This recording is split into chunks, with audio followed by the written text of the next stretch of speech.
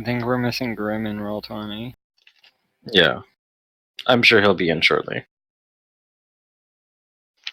Alright, stream is up. And session 58.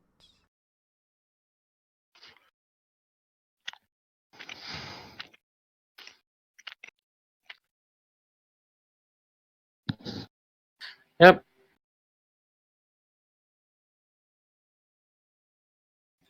Grim, are you there? Yeah, I'm here.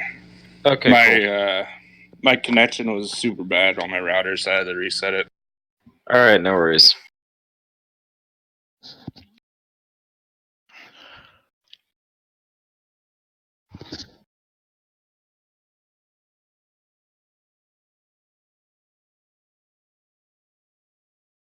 Okie dokie.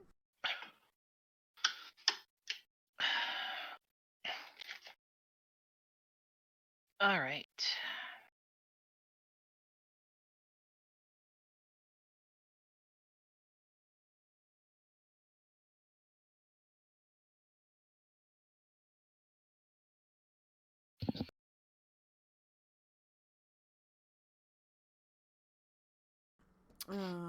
So what's our recap? Our recap. Well, you guys went to Kathir.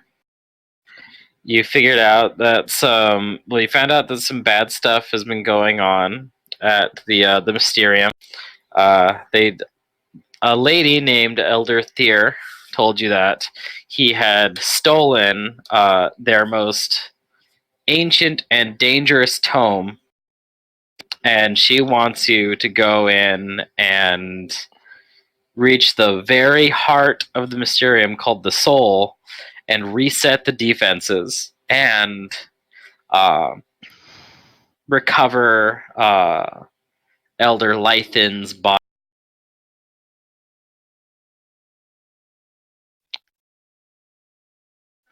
Contractor work. I'm pretty sure Elder Lythan is at least still alive from the previous day. You did do a scrying, and yes, that's what Gus's scrying said. He didn't get a visual image, but you know it worked.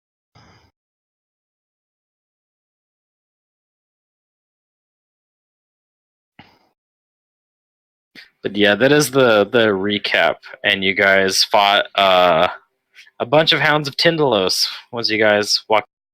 But you shattered the mirror.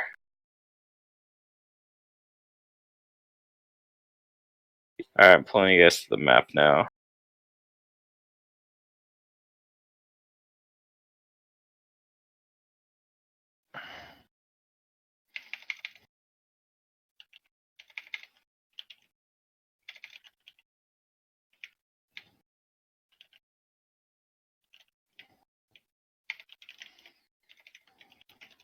That's right. We took a beating as well against those Hounds of Tyndalos.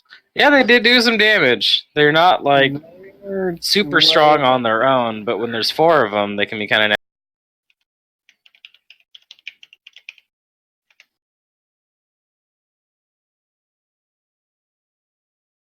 But yep, here you are. Can I get some health back, Nope. please, team? Yeah, once I get my page going. It's because my character sheet has arcane accuracy still. I'm like, damn, why do I have plus 17 to hit? Oh yeah, it's because of the check mark. Right.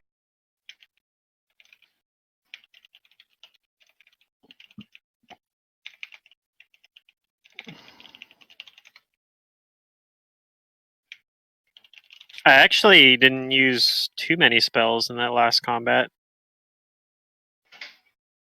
Yeah, it's good. Conserve your spells. Yeah. I did use a really powerful spell because I used Vampiric Touch, but I'm pretty sure like they chewed through all that temporary hit points too. Yeah. Cormac channels twice with everybody by. Alright. I'm assuming that like Because I don't see Gus on the map right now. So I'm assuming He is here. I'm assuming that he comes out here and gets channeled as well. Gets channel healing. Yeah. If considering that, I guess the last I recall was he was seeing the things going on with the mirror. Yeah, he'd be heading over here to basically meet up with the group and head on down. I guess I'm a topped off from those two channels. All right. Let's see. And then what else are we expecting besides like this mirror with the towns of Tindalos? And is there like other defenses that got turned against us that we got to be aware of? Well, there's other creatures that have been stuck in here. There's spirits, like haunts in here. Oh, lovely. But I don't think those are specifically the defenses. I think the main automated defenses were the mirror and any traps. Okay. I think traps were specifically mentioned.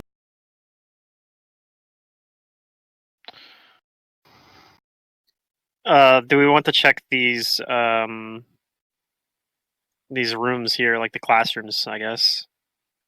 I guess Finger We might as well. might not realize that they're classrooms yet, but I'm gonna step in here and I'm gonna look around.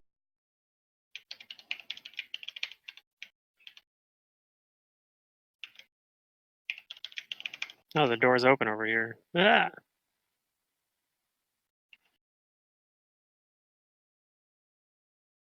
All right.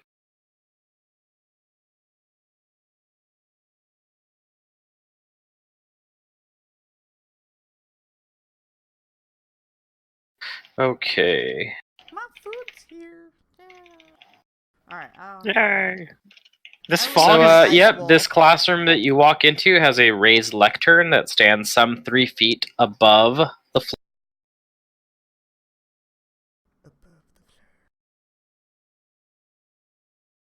Let's see. What specific thing of magic is this one for?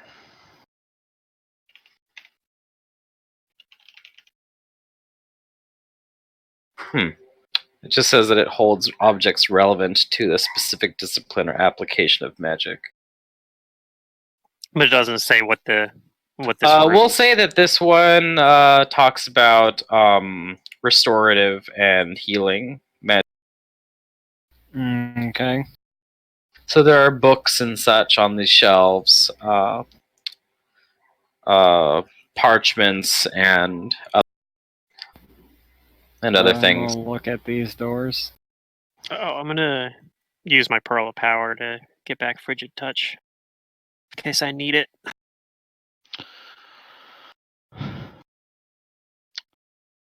Gustav will check the door that he is standing next to. Okay. Um, Both of those doors are unlocked, and you guys don't think you see anything like a trap. Okay. He'll open it up and... Yep, he'll open it up then.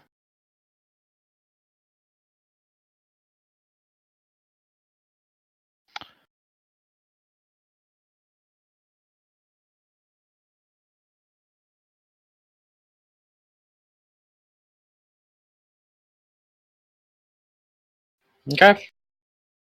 Yeah, Gus, you see a short hallway, and with your memory of the map, you know that this just goes towards the. Cut out. You know that hallway just goes towards the classroom because you have memorized a rough map of this place. He'll go into the classroom. Okay. Sister Maria, you open up a door, and it looks like you're in like this small cubicle where there's desks that have quills, ink, and paper sheets for taking notes. Kind of like a little study cubicle. Mm-hmm. So it's not like the teacher's cubicle. It looks like it's for the students. Yeah. Okay. Well, mine is. Wait, where did my character sheet go? There it is. Might as well see if there's, I don't know, super special magic item hidden in here. That's not the right skill. The modifier is 4 higher, so reduce that by 4, so at 27. What kind of check? Perception. Okay. It's 4 Uh, lower. You look around and you're not finding anything that's not mundane here. Okay. Gustav just uses sift in the room. Okay. Looking for anything? Basically, I'm just gonna be just looking for anything that seems to be anything strange or anything of that sort. In addition, he is going to activate his goggles that he has to use. Which one was the at will one? Using detect secret doors. Okay. You're not finding anything out of the ordinary in this room for right now, and Alright. no presence of secret. Gustav says, Well, this room is clear. Yeah. I'm gonna go back out to the hallway by the mirror. Okay. God, Roll20 is like super fucking laggy tonight. Yeah, I just loaded it in a second browser and it has like this message on their front page. I didn't read it, but it's there. So they might just be having like a lot of traffic right now. Probably, yeah. Yeah, maybe. I guess these are beds. Why the hell are there beds here? This makes less sense than my donjon map. Well, if you look inside, these are beds, sure, but there are certain kind of beds. These small rooms have like these beds look like they're meant for someone to recover in, like an infirmary.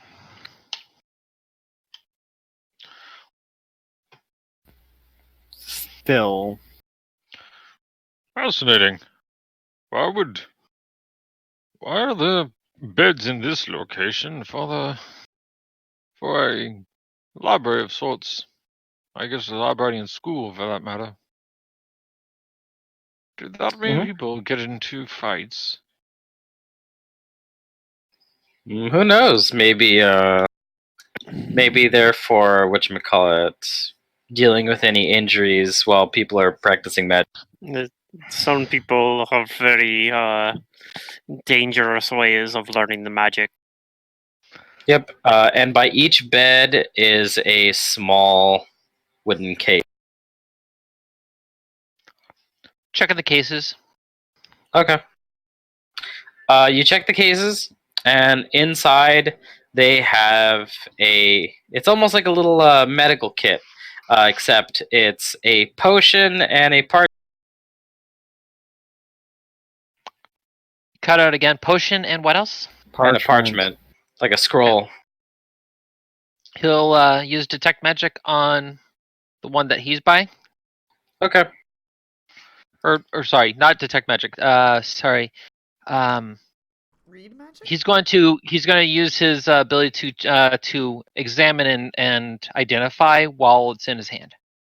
Okay. You take the time necessary to, and you know that these are both simple magic items that would help cure like most small maladies. The case has a potion of cure light wounds and a scroll of lesser restoration. Those are useful. Yeah. It's going to be very vital. He's going to collect those, and he says, It wouldn't mind if I carry these. I myself am not equipped for medical means. Doesn't matter to me. so let's see. Yep. And if I'm assuming somebody else or the same person checks the other case in the other infirmary bed, and they contain the same thing: a potion of cure light wounds and a scroll of lesser restoration. I'm gonna search this door for traps. Okay.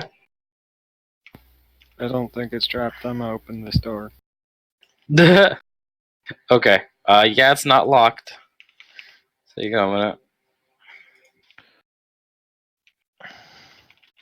minute. You find another classroom. I'm gonna search this classroom. This classroom's focus is more on like the mathematics involved in arcane research. Also, who collected the second potion and scroll? I don't know. I don't know. Not You I'll can put them in take your it inventory if you want. Yeah, I'll do that then. As I say, if it's not you, then it'd probably be Cormac, at least for the scroll. Because I don't think anyone else. Well, actually, no. Sister Maria might be able to use that scroll too. I'm not. I can can't remember. D things, but not well. Yeah. Alright, I'm back. I just ate like super quick. Yeah. Mhm. I'm not gonna be taking the magic stuff.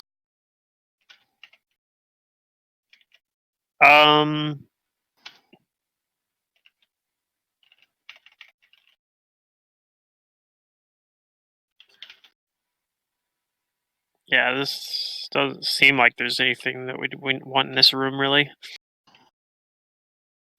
But just in case, I will look around. Okay. Eventually, I'll be able to get the skill button up. Another sift There we go. and a goggles. Detecting doors, blah blah blah. Okay, here's Jane. I love the fact that that's at will. Alright, so you guys aren't immediately finding anything, but you all notice that one of the tomes on these desks like opens by itself and its pages begin turning. Spooky. Gustav will take Roll a me look. initiatives. Oh, Oh no! Alright. Can you use my initiative ability? It's probably a haunt. no. Probably a construct book.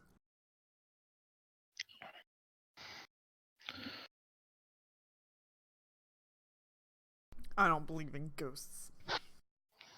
Have we really ran into a whole lot of ghosts in this game? Not really. Yeah. Wait, We what? ran into a few. Ghosts? Yeah. There was one in book 2. The guy that was all chained up, that was like killed like Yeah. brutally, and he started throwing chains at Oh, us. I guess there was in more the than one in asylum. book 2. There was a few of them. There's one in the asylum. There's a couple. Yeah. It's been a Yeah, we while. definitely- Alright. So, I think Finger. Gus is the haunt expert now, though. Oh. Or no, Right? Sister Maria's up first. Sister Wait, I Maria. didn't roll. Hold on. Oh, okay. I'm busy eating pizza. Nom. Alright, here we go.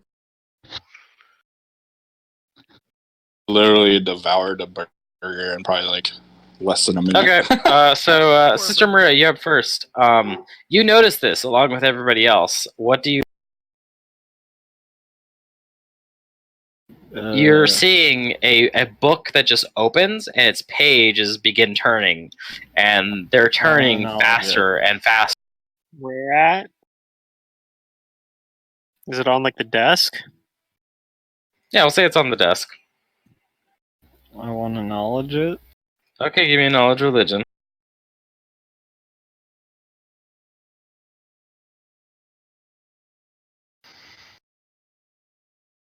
Oh, no, All right, Sister Maria, your knowledge is telling you that you guys have stumbled upon a paranormal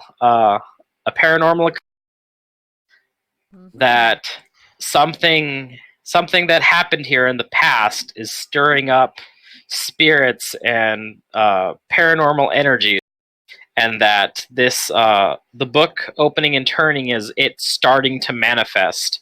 You know, with your check, that this is a haunt that activates very quickly, and that you are reacting just a bit quicker than it.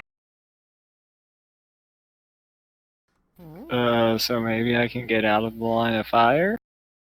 You think so? You think that whatever's going to happen is, it's this room is the area. Get out of the room! Ah! So, yeah, I'm gonna get out.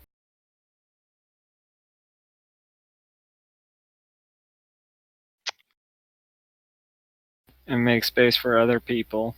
Is Gustav Finger. still invisible? No, he's not that invisible anymore. Take this off.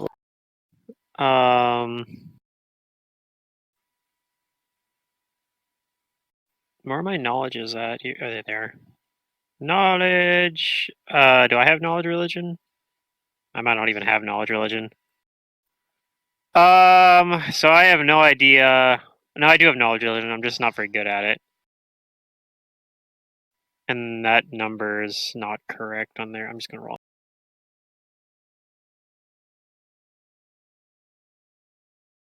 That's my knowledge religion check. I don't know any more than Sister Maria does. Okay, so I don't know how like dangerous this actually is. All you know is that it's a haunt that's going to activate very quickly. And you also think that, and I guess Sister Maria would know this too, is that this is a particularly belligerent haunt. Is that it's not one that goes away easily. It's difficult to destroy.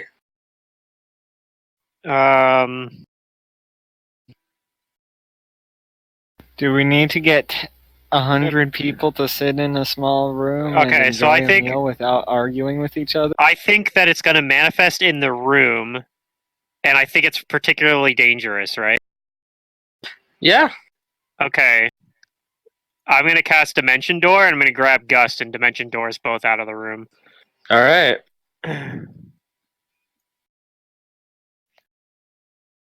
Very useful level 4 spell. It travel Like, 10 feet. like right here. So Yeah. all right. Wait, what the? All right. Then before Gus's turn, all of the books in that room suddenly flip open, and all of the pages begin to furiously turn, and you all see letters and words in the books leaping out from the pages, swirling in the air like a thick fog. And everything in there, like the tables and the chairs and the desks, they just get bombarded by this glut of like complex ideas, tangled formulas, logical conundrums, and like errata that just like tears apart stuff in. And like it starts to like almost come through the door, but maybe like Cormac just kind of like tries to hold it down, and it doesn't manage to like burst out of where he. And then it dies down. Yeah, I don't know what its initiative was, so I don't know if I needed to do that Dimension Door, but yeah. I didn't Well, like you and Sister Maria were able to act before. Right, So I didn't like the idea of just me and Sister Maria that took leaving us out of and initiatives. then Gus being the only one in the room and then Well, just getting wrecked. Cormac Yeah, does for his initiative, since he was next, he just closes the door and he says, he like shakes his Okay. head. Nope.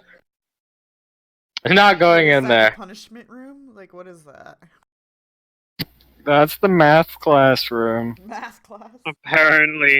Apparently something very traumatizing has happened in the math classroom. It's for the kid. It's for the kids with the dunce hat on. They solved They the put 'em in- formula. I'm They guessing solved the that the- unsolvable formula. somebody Have we was looked forced in to this do room yet? math equations. No, I don't think you have. I'm gonna go check this door. Alright. Okay.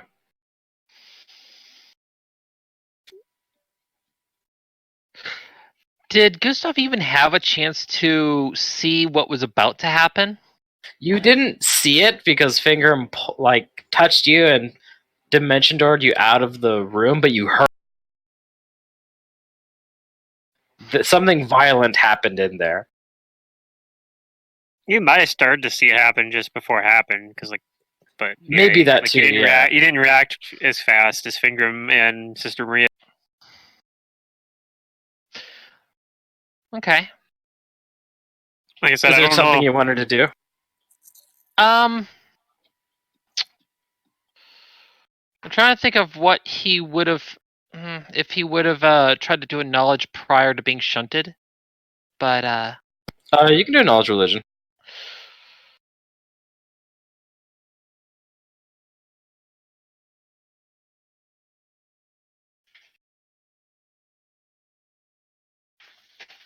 Okay. Then you know, just like the other two, that that is a haunt that reacts very quickly to anybody who steps within that room.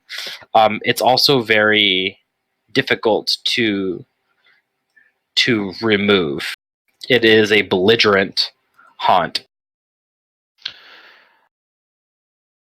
You also don't think it takes that long for the haunt to remanifest. like, how quickly does he think that it's going to happen? So I hate to be that guy, but don't we just need holy water for haunts? You could use it. Gus, you think that this thing will reset in about an hour.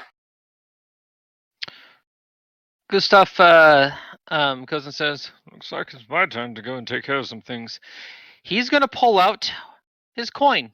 And he goes and says, Cover me. I'm going to go ahead and take care of this spirit. All right, I will be standing right here. He Thank you. indicates right outside the door. It should be. I guess I'll just stand right It here. should be too. fine enough. It probably will. It'll probably act up again in about an hour or so. Let's calm down a little. and he's going to step in. And let's see, what's the range on this? Oh, okay. He could actually do it from the door. Okay, so from the door, can he see the what triggered that haunt? The book Oh, you from open the his door? distance. Yeah, he's gonna open it up. Okay, you open the door up. All right. And even though some of you guys watched like everything in this room get like torn apart and bombarded, it looks exactly as it did the way when you first opened the door, as if nobody's been in here. Evil spirits. Very well. And does he see the book that originally triggered it opened? Yeah, it's over Okay. there. He's going to target it, and he holds out his coin, kind of flicks it a little bit, and he goes and says, Spirits, be gone! and you see him just cast Purge Spirits on the book. Ooh. All right. Does that get rid of haunts? And yeah, it's designed to combat haunts in particular, and other spiritual things. The target is going to have to make a will save for only a partial effect.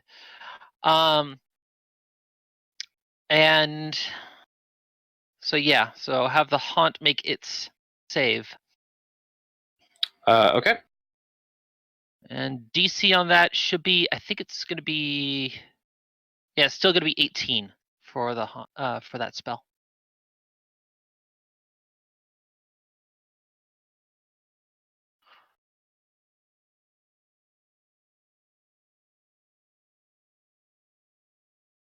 All right. Looks like it failed. All right, so then it's going to take It's going to take 10d6 damage. All right, roll your damage. All right. Let's see. Is there an easy way for me to roll 10d6? Yep. / roll R, 10d6. 10d6. Cool. Ugh. The haunt takes 31 points damage and is staggered for 1 round.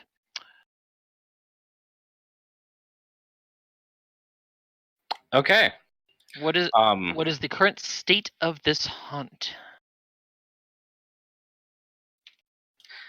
You cast the spell and it looks like it works. However it is that the spell manifests, it looks like it has a visible effect on the spirits haunting this room, and you start to see like those words and like formulas like appearing again, but they're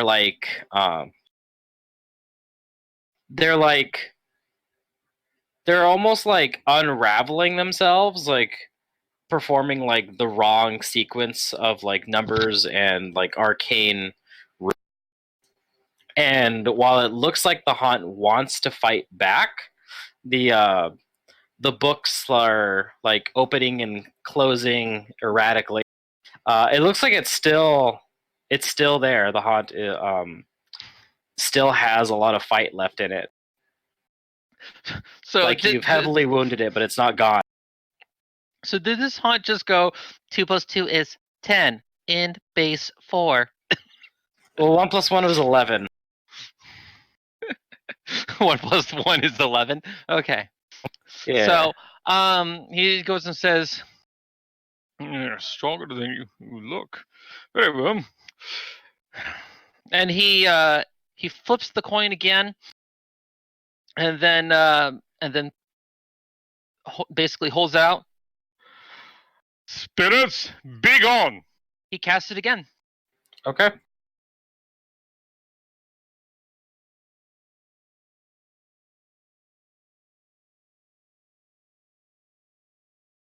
It fails. Roll your damage. Fails.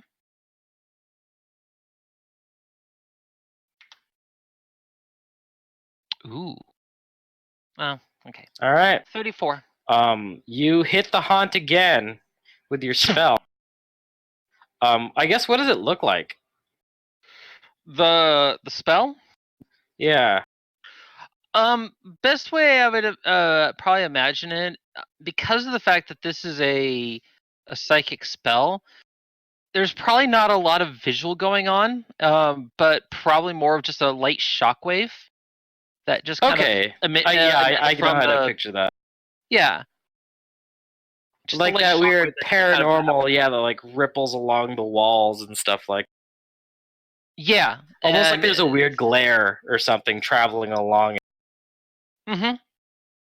All right. I think that's a good description for it. Yeah. You do that again, and all of the words and formulas continue to unravel, but like this time you also see like the spirits of like others, of people in here who were madly like scribing all of these things, and they seem to lose focus, and they like all kind of like teeter backwards and start like floating like up towards the ceiling, and as they disappear, the room just settles down again, and like a few of the books like kind of fall off the shelves and stuff, but you know that the presence of the haunt is gone. You've defeated it. All of its HP is gone. May you pass on to the afterlife. And he just palms the coin and puts it away. He goes and says, The evil within the room is now removed. We may move on. Yay. Do we need to go in there then? Should we look around some more? I'm going to look bring around, considering the circumstances that have happened. I'm wondering if there's a reason why this room was haunted in the first place.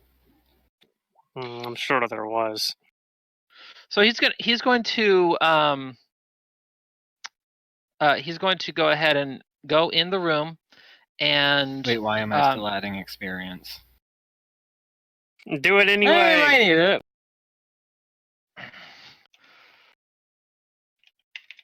I'd say just add it just to get it done and over with. Yeah, so he goes in the room and he's going to kind of investigate around and see if there's anything in there that that seems out of the ordinary, or seems like it is anything that kind of indicates what the cause of this haunt was. Okay. So wait. So you're using detect magic, or was that perception? He's just going to perceive. Okay, I'll go ahead and give Perception. me a perception.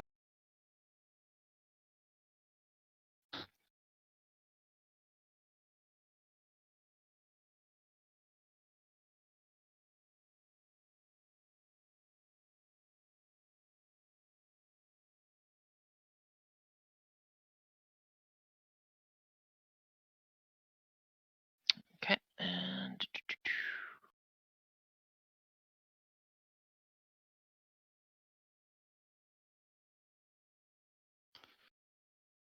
so he looks around with that.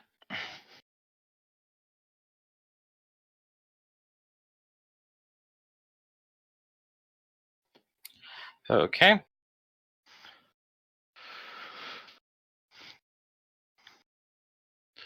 What's funny is Gustav almost looked into taking a archetype that specialized with haunts, but decided against it.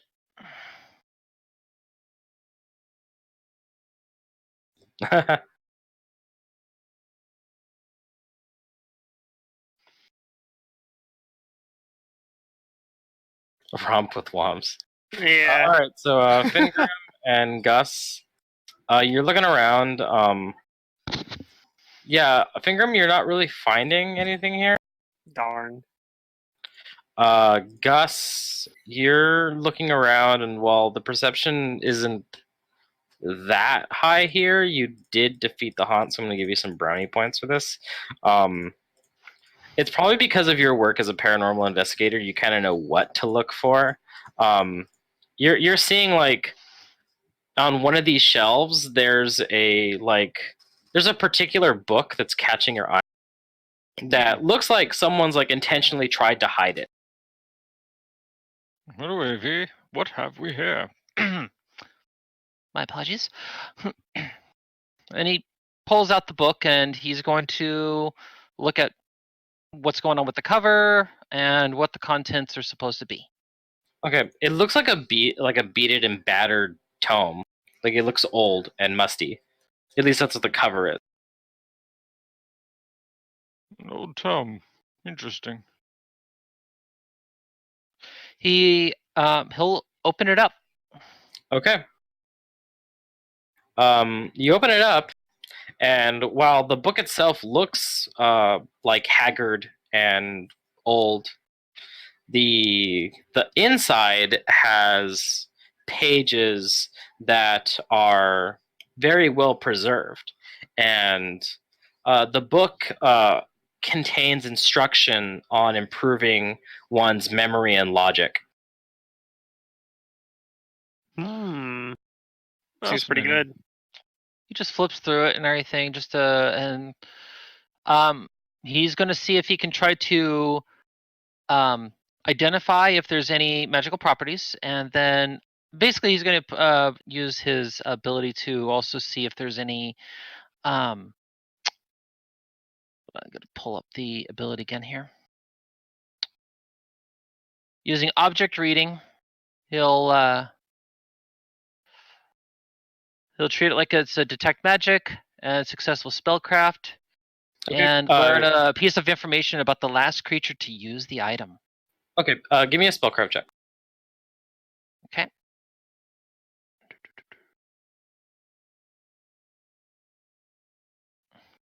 Now, granted, the ability works as if it's an auto success on the spellcraft for detecting magic.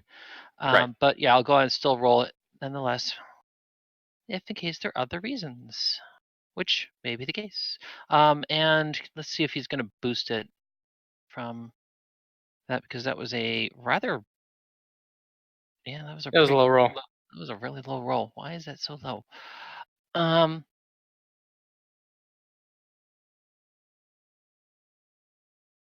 He's gonna spend. I think he's gonna spend one of his investigator points for that. Let me see here.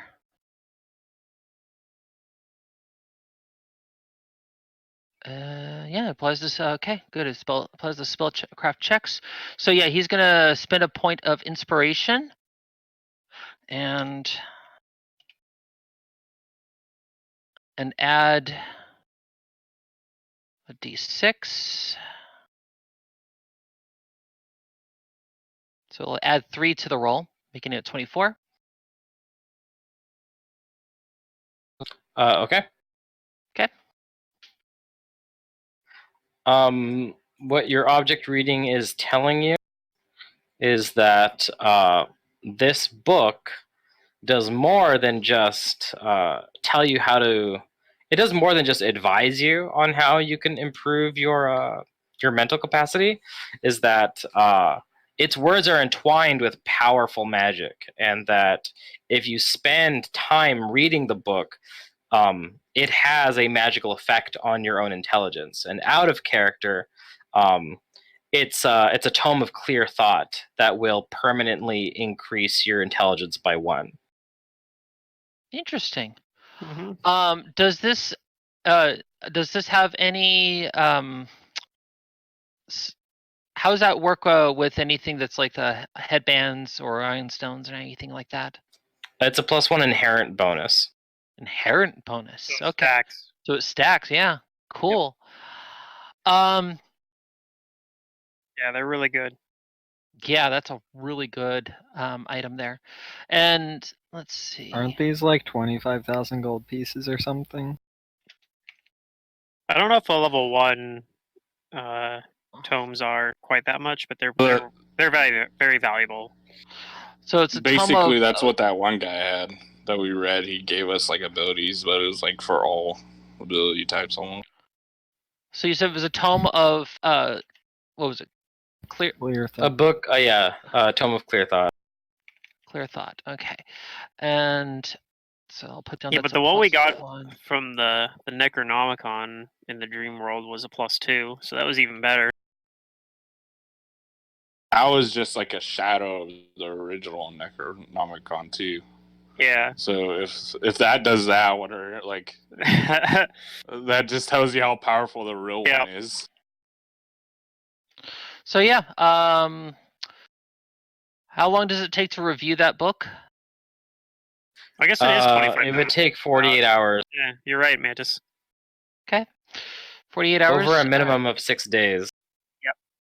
Over a minimum of 6 days. That makes sense. Okay. So then cool. Yeah, it's good for you too, because you're an int-based caster as well, right? I am, and when I hit level 12, I'll be able to go up another ability score, and I'm going to be probably raising intelligence. Yep. So Yeah, that'll go for come it. in real handy, and then I'll be at a 24, I think, at that point. I'll be the smartest investigator around. That's is it a one-time use book? It is. Yeah. Use it, and it's gone. We found like a charisma one once in Rise of the Rune Lords on my rogue, and like I never actually identified it, so I just like read it and got the charisma both. He became Like, a leader. yeah, I became. I was reading about being a great leader. One way Nice.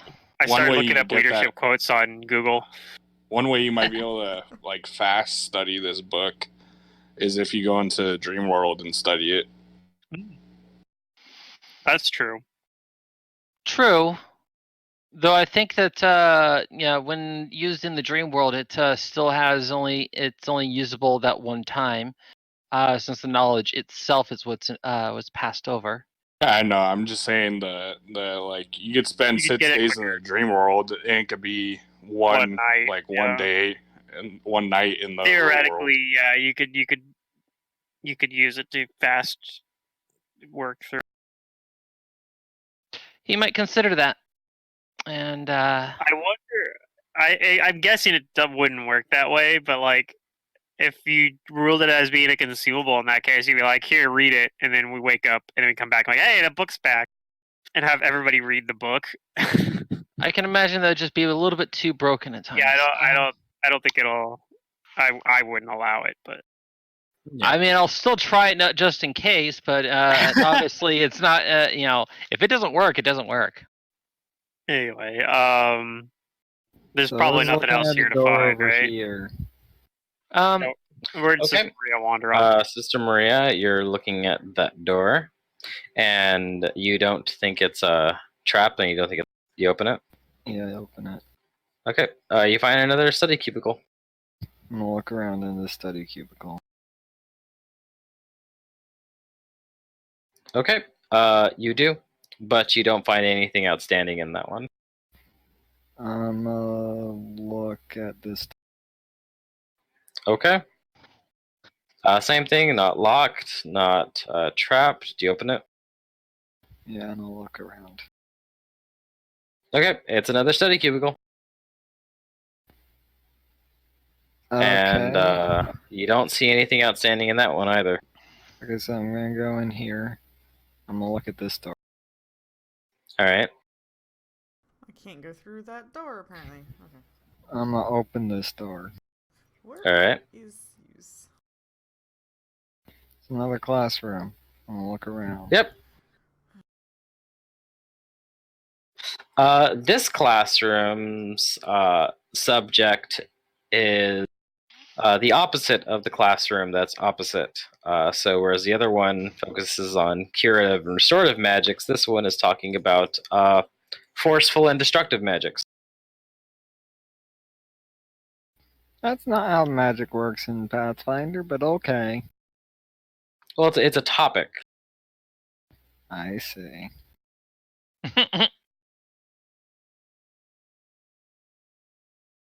You also have to remember that Nithisians were the ones using this. So Nithisians should probably be very poignant about making everything accurate to get all of their magical knowledge correct.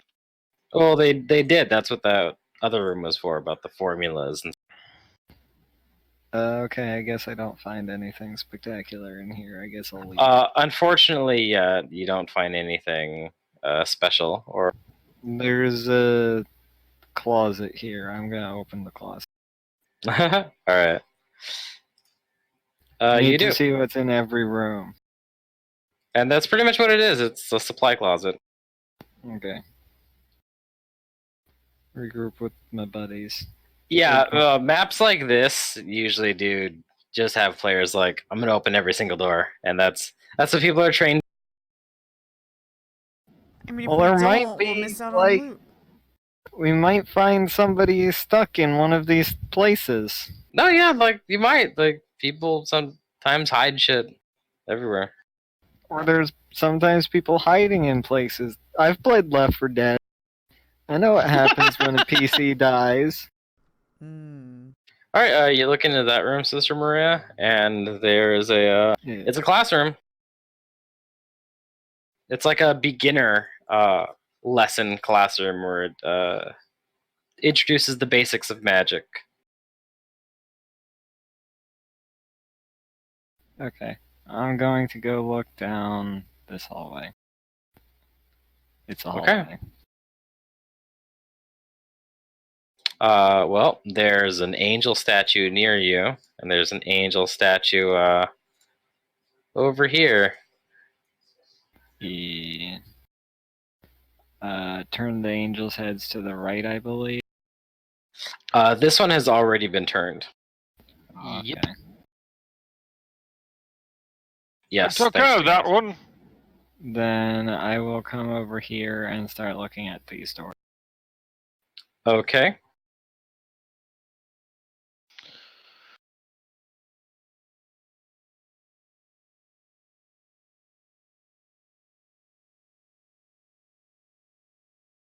And if they do Cormac's not seem gonna to help have out. that locked, I am going He's gonna to look at open the them. other doors. Sure. Go ahead and okay. I see the 28 perception. Cormac, you can roll perception for me as well.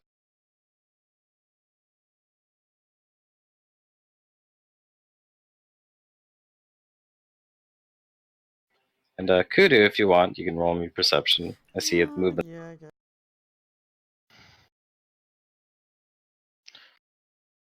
Gus is gonna go up Oh, it's to supposed to be the one more. corner.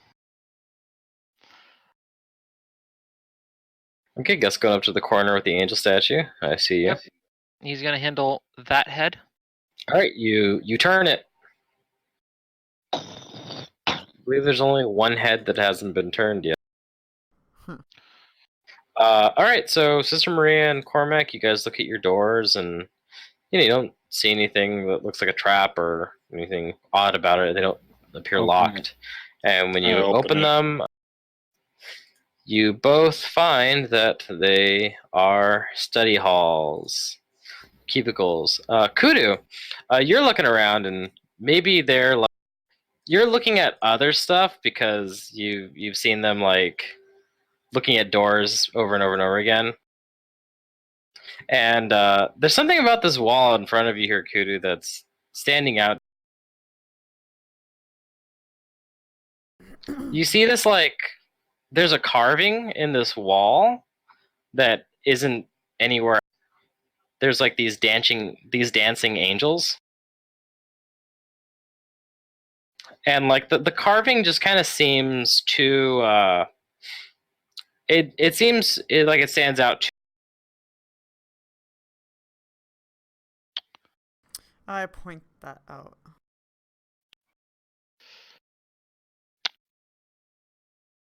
I don't think Gus will hear it from where he's at. Cormac will step over.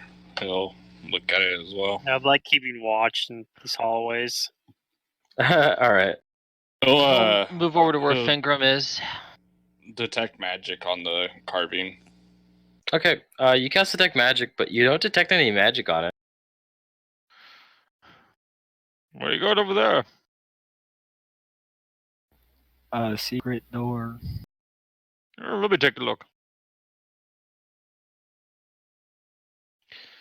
He's gonna use his goggles and try to detect secret doors.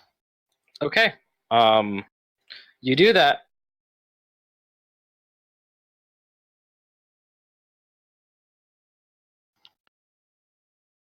And I'm assuming nothing. No, you get something. You get the Oh, okay. presence of secret doors in the first round. Alright. If you keep concentrating, you see this secret door. It reveals the number and location of each. You're looking at this kind of like aura, like around these this car, and on the round afterwards, there are these lines that appear within your vision that kind of like outline and trace the way to open this door, and you see that it's just outlining each angel, and then like there's a noticeable like space between them as if like you could separate them. Okay. So these are like little movable angel pieces then?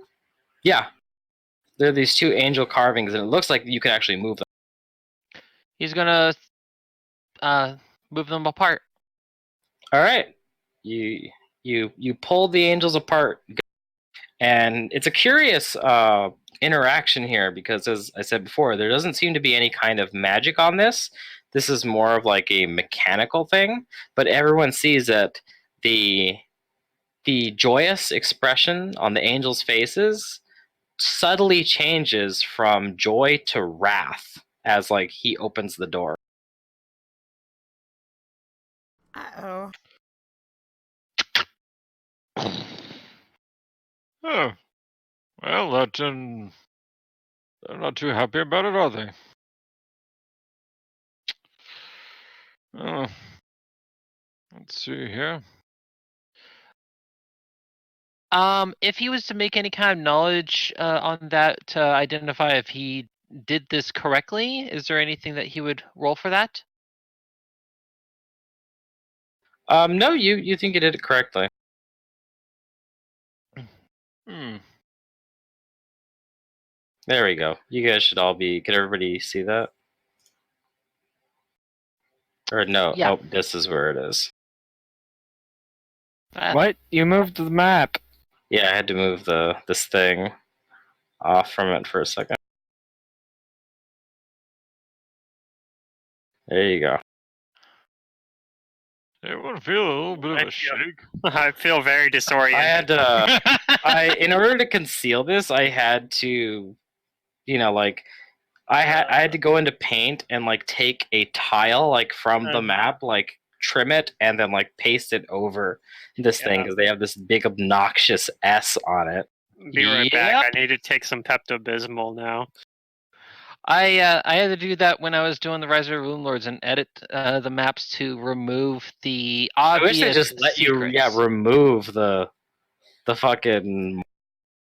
Okay, but beyond, what you see is a small chamber containing a store of items, including 6 blank looking spell books, an alchemist lab that's like packed in a crate, brand new, never been opened, several vials of holy water, 20 unenchanted wands, a large cauldron, dozens of bone scroll cases, and a huge supply of quills, inks, and tablets.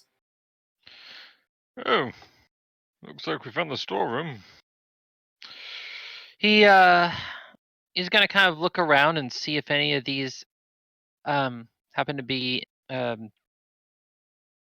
actually he'll ask Does anyone sense any magic on any of these? Cormac will step there and detect magic in the room. Okay, Cormac, you do detect some magic in here. You're detecting 3 items that have magic, and it looks like they're coming from within what looks like an ivory scroll case. So grab the scroll case and open it. Okay. Oh, and sorry, it was more than 3 things. It was you're detecting the presence of 5 items of magic within the scroll case. So you pick it up, and it's an ivory scroll case carved with images of swallows. And if you open it up, there are 5 scrolls that are all detecting as magic. We'll try to identify them. Okay. Do you have read magic? Yes, I do. Okay. He'll cast then it. you'll easily be able to figure that out. 2 of these scrolls are scrolls of remove disease, and 3 of them are scrolls of restoration. It's pretty good. Yeah, he just like looks at everybody and then just puts it in his bag. He says, "Well, I won't need to prepare that restoration spell for a little bit." That's good. He says there's 3 restoration spell scrolls, and what was the other 2? Remove disease. And Sister Maria, you're checking around in the study hall, not the room that they. Okay. I'm not in there. Can Jane cast remove disease, or she doesn't have spells, huh? She doesn't have. Actually, you do find something in there, Sister Maria. It's difficult to notice because it looks like it's like a little box that you assume just kind of has like quills in it or some other state. But when you open it, it's this tiny little ornate music box that, like, when you open it, it has like a very tiny, colorful hummingbird that springs up and it starts to sing a folk song.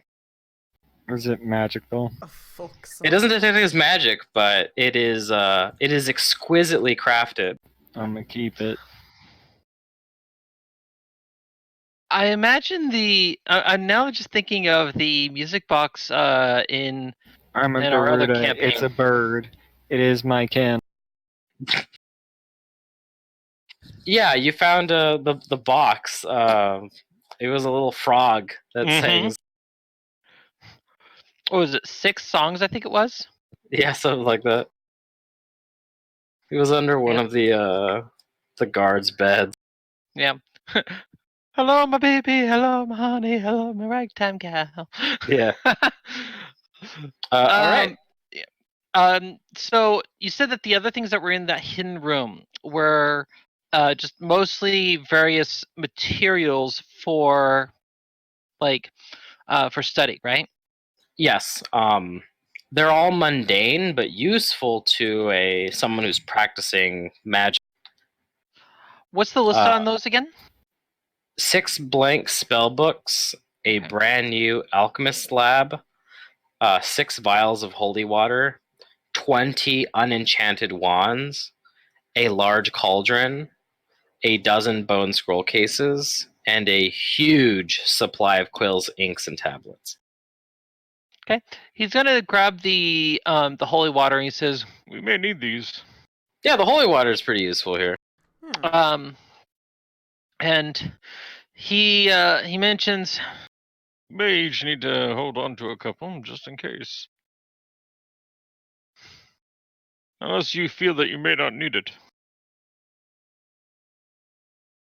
If in the case that you run into any kind of haunted spirits, this would be very useful. Very useful. Who wants some? I have 4 swords for that. Who wants some holy water? Cormac will take one. okay, Anyone else? Mm-mm. I'll hold on to the rest then. Very well. Maybe Jane wants one. Yeah, she'll take a couple.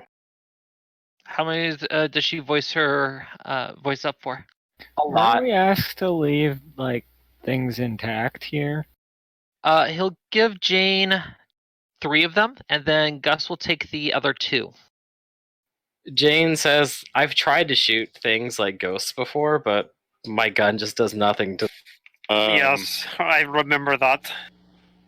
Cormac says, I think they meant the books and stuff. We might need this. If we don't use it, I'm willing to give it back.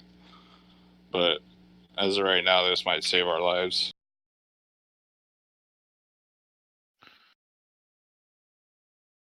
What will? Mhm. They were talking about the holy water. Well, not only that, but Sister said that aren't we supposed to leave stuff how it is and not take anything? We were Like, asked to that- not destroy the place.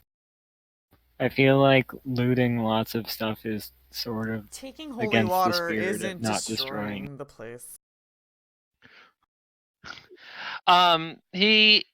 Gustav says that Well, I suppose that I could go ahead and return these after we're done with our business here. But we may need to use them, considering that we are running into various haunted spirits, and this is a circumstance where this is going to be vital. Okay.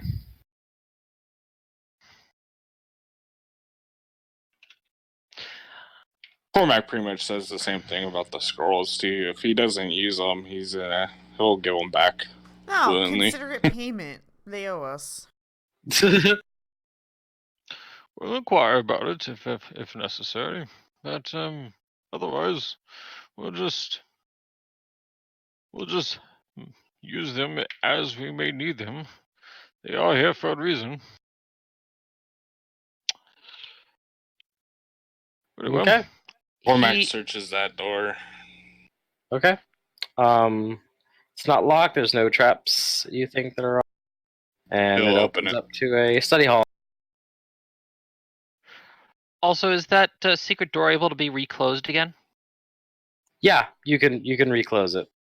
He'll reclose it and see if the locks could be set back to original position. Yeah. Move on to the next door. Yep. You Do the just same like thing. push the angels back towards each other, and it looks indistinguishable from another wall, and their expressions change from wrath to joy. Very unsettling. Same thing here, Cormac. You don't think there's any traps and it's not locked. You open it up, and it's a bigger study hall. Bigger. This is the deluxe sized one.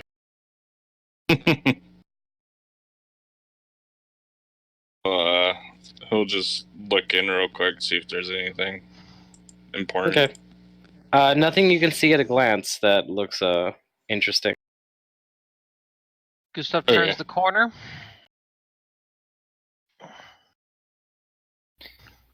He'll move on to the big angel statue and stand next to it, since he knows that's... Actually, what this is, it's not an angel statue. I will read what it is, though. It's Okay. a demon statue. Haha. So, this is a wide circular valve in the floor that appears to be made of iron, and it depicts 4 angel faces smiling and looking upwards towards the ceiling. The circular room that we would go to with a ladder is like right over here. Yeah, and actually, if you guys, while you guys were looking around here, against one of these walls, there is a ladder. Okay.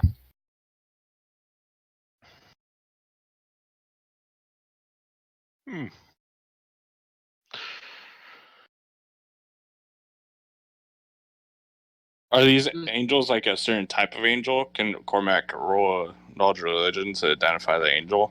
Or is No, it just... they don't appear to be any specific kind of angel. They just have human-like features. Okay, so just like an average drawing, or like Like depiction an average of an depiction. angel.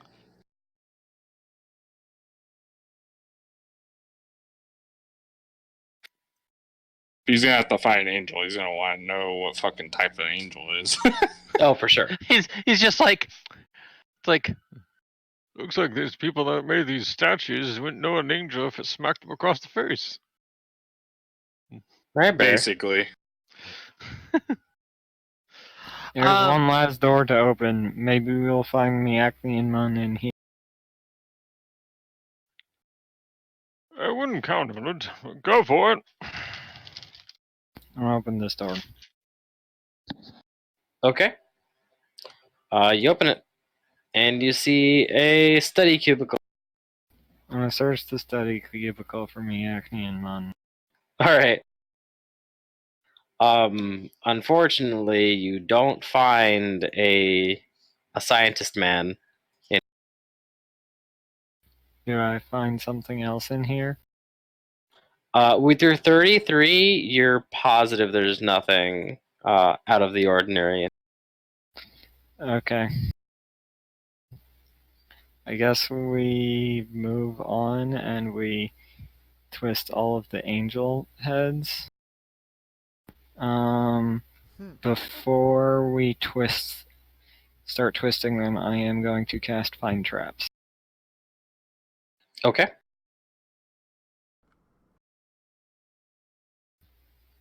And then I'll go over and twist this angel head. Oh, are you back, Pluto? I'm guessing not.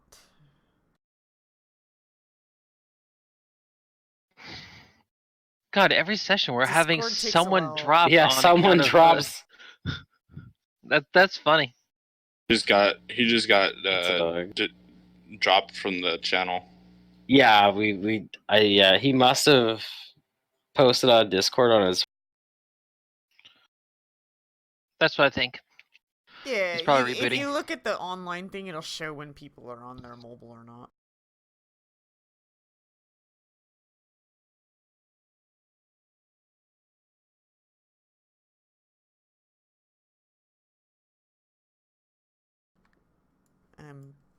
Okay, it sounds like he is going to be back. His router is just doing its thing. Good. I was worried there for a minute on mine. It's kind of been giving me issues lately. It's like cuts out, Yeesh. and then it's steady for like hours, and it cuts out. But there's some or internet. It's internet. It's not the power. It's like it's because my brother and his family are staying here, Oh, so there's so many people on it, and when they're on it, it's just so fucking slow. yeah. You can fix that by logging into your router and setting QoS to you. And then that way, whatever minimal stuff you're doing, you get priority, and they can't Yeah, interfere. yeah, I'll probably do Here that I was eventually. thinking that you were just gonna suggest that you just kick off the other IPs. Oh yeah, no. I work for an internet service provider in case you don't know, so this is like my language. Well, yeah, I used to do this years and years ago myself. AT&T, unfortunately. Ew. Yeah. I don't know if those are good memories or bad memories. They're memories. I would never want to work at like a call center. Luckily, I don't. Yeah, that's what I did. Yeah. I don't think I'm compatible to that kind of atmosphere, honestly. Yeah. Sometimes it can be nice. Sometimes. I hate people like with a passion. I feel you. Then you'd hate my job. You'd hate seeing every freaking customer complain about how their mail's delivered. Oh. God. Yeah. I have customers that literally complain about like one letter that's like not in on the top of their stack. Like so if I put a letter behind a magazine, they get pissed. Oh no. Oh, you deliver mail. Yeah, I'm a mail Okay. carrier. Yeah, Gotcha. so like I'll put it in their mailbox with the letter behind the magazine and they get pissed. Like, I don't even care. Sometimes I find shit on the ground, like in front of my mailbox, and I'm like, eh. I didn't want it anyway, Yeah. so. It's like people just That need to deal. and then I just stick it. I start laughing my ass off when I see that they got jury duty. Oh. I'm probably due for one. I'm not That's pretty Yeah, compatible to I jury did duty. serve for one, but I I lucked out and didn't have to do it. Yeah. See, So, I think like I think differently than a lot of people, so like I'm not compatible to jury duty. They excused me. Gustav's gonna head down and just kind of give a brief little survey through each of the rooms, make sure that he's checked everything he feels is appropriate. Okay, yeah. I'll I'll inform Pluto of what you guys did as soon as he gets back on. All right, we're still waiting on him. Okay, got it. Yeah, I mean, if you guys want to wait for him, we can wait for him. I think he should I'll be just back on. move Gus back where he was, and I'll just we'll wait longer. All right. Well, I mean, get some drinks or go to the bathroom. Yeah, I'll be right back. Ooh, do I I have just a kind of break forgot there for a screen? moment. Yeah, no worries. Give him a Oh. couple minutes. He can do it. He can do it. He can Yeah. do it. I'm gonna grab a drink too. So I'll be right back. Add a BRB thing. Maybe.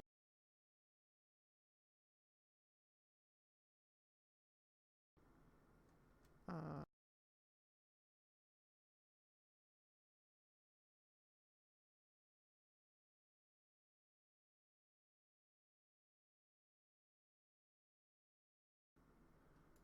there.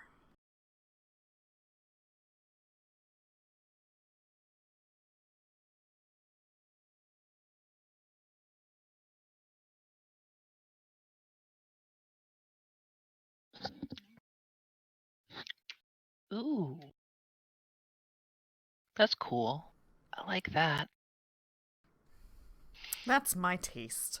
If I could wear shit like that every day, I fucking would. But it's uncomfortable as hell. I don't imagine it being comfortable, but I Yeah, no. imagine it being regal as hell. Hell yeah. My cats will appreciate the shit out of me.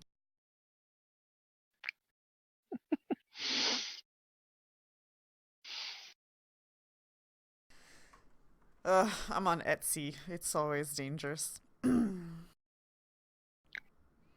want these. I want these. I want these. Matt, I experienced the Titus laugh, or Titus, or whatever. Titus. Yeah. Final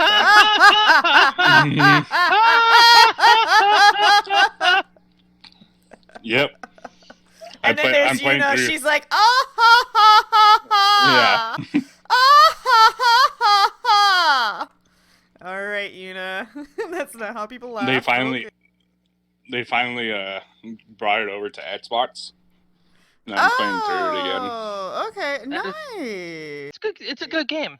It really is. I actually I find that the love story in that's probably the best of the Final Fantasy series. I really find the love story really adorable.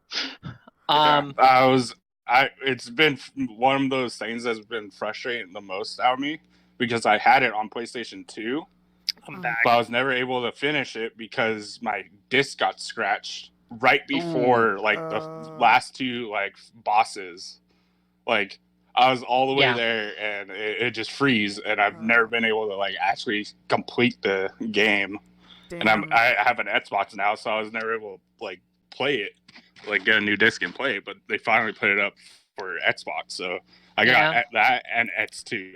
So I'm gonna be that guy. I'm gonna be that guy, and I know people are gonna roll their eyes, but I think that Final Fantasy X-2 is actually better than 10, and I have many, many reasons why. And you're gonna have to just look past the Power Girl outfit changing stuff. Just look past that, and look past the concert. That's what I like. And then Spira is fucking amazing. I love Spira as a whole, and X-2 really solidifies what Spira is, and a lot of people. Also with X-2, if you don't do the complete 100% story, you're gonna miss a lot of information. Oh god, yeah, and you can't skip a single cutscene, otherwise it'll count as incomplete. And if you're trying to go for that, yeah. If you're trying to, you have to do that little bit. That's the thing that pissed me off the most about that game is just the means that you need to do in order to get an actual 100% completion.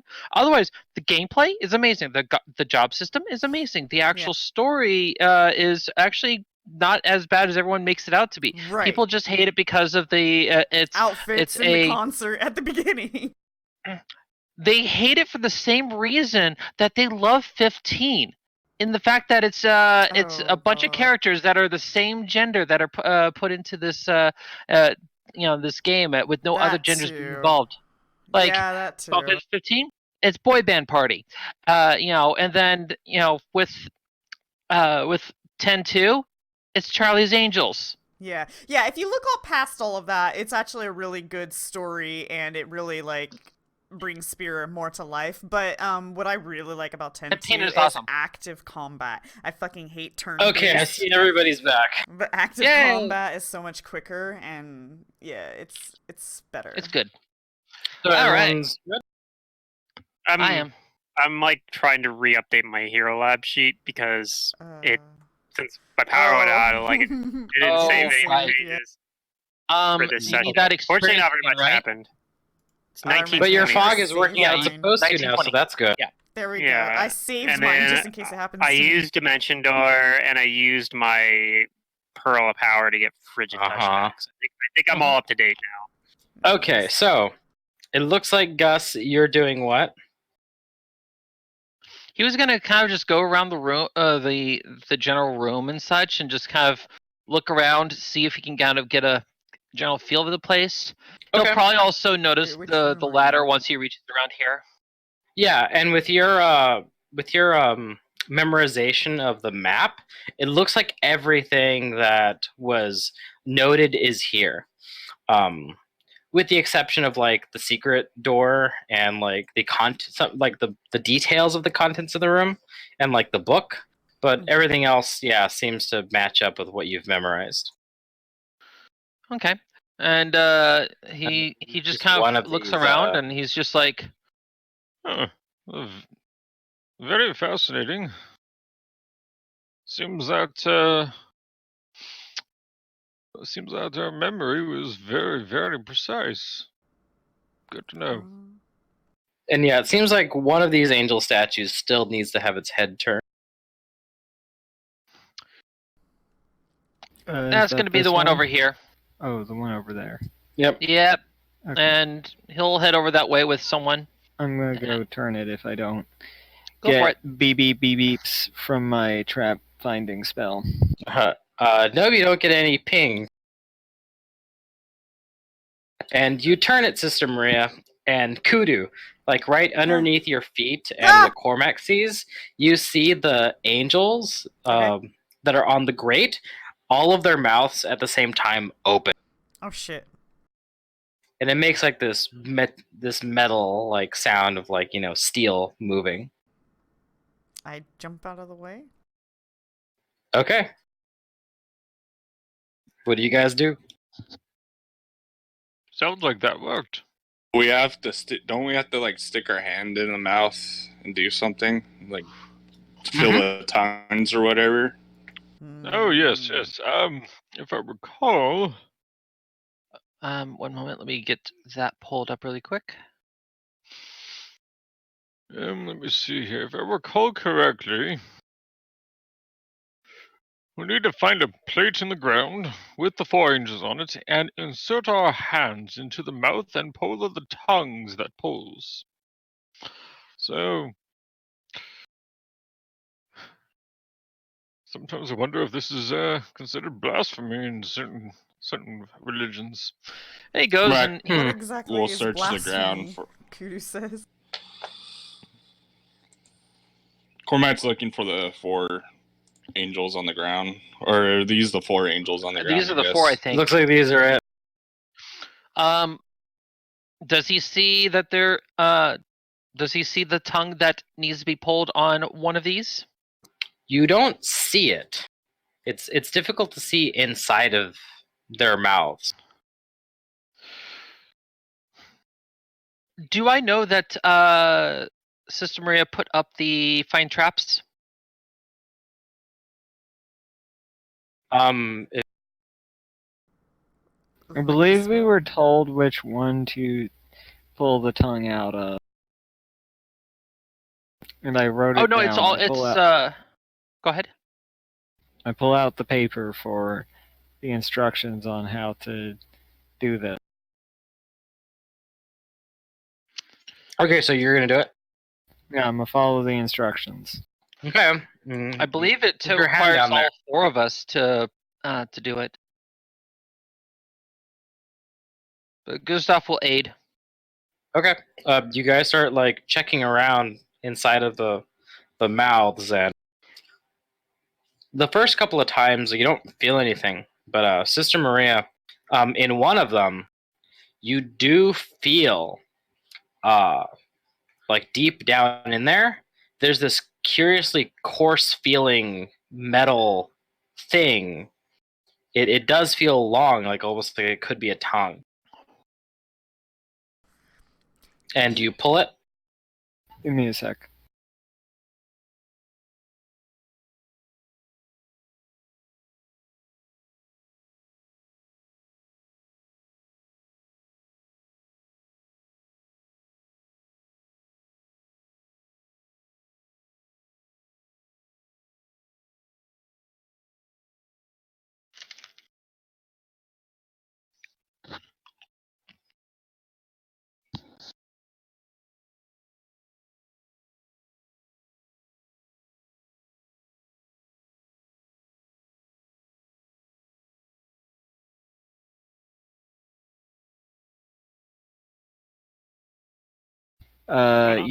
Yes, I pull it. Okay. You do so. And when you do that, it causes the entire valve to slide to the side. And it reveals a shaft that looks about 70 feet deep. There are metal steps that then grind out of the stone, spiraling down the shaft, providing an easy descent. looks like you got it. I cast light and I start going down the steps.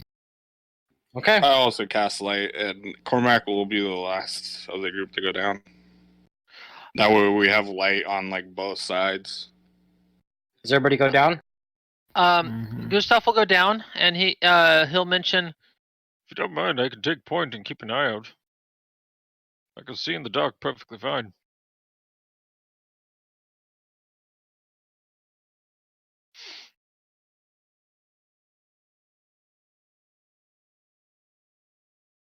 In fact, I have an idea. I think it's time to use my sensor here. He's going to go ahead and call upon his the sensor that he has. Okay. And I believe that's a cost. I think it's just one. I think. I'm just double checking. The arcane eye, right? Yeah, the mind eye ability, and I'm just checking the cost and how long it lasts. Okay, 10 minutes. So he's going to then call upon that and spend a mental focus in divine or divination, and Okay. he's going to go ahead and send it out. Okay. So then, Mantis, do you have Sister Maria continue going down while he does this, or do you wait for him to scout it out? I feel like we should all just go down.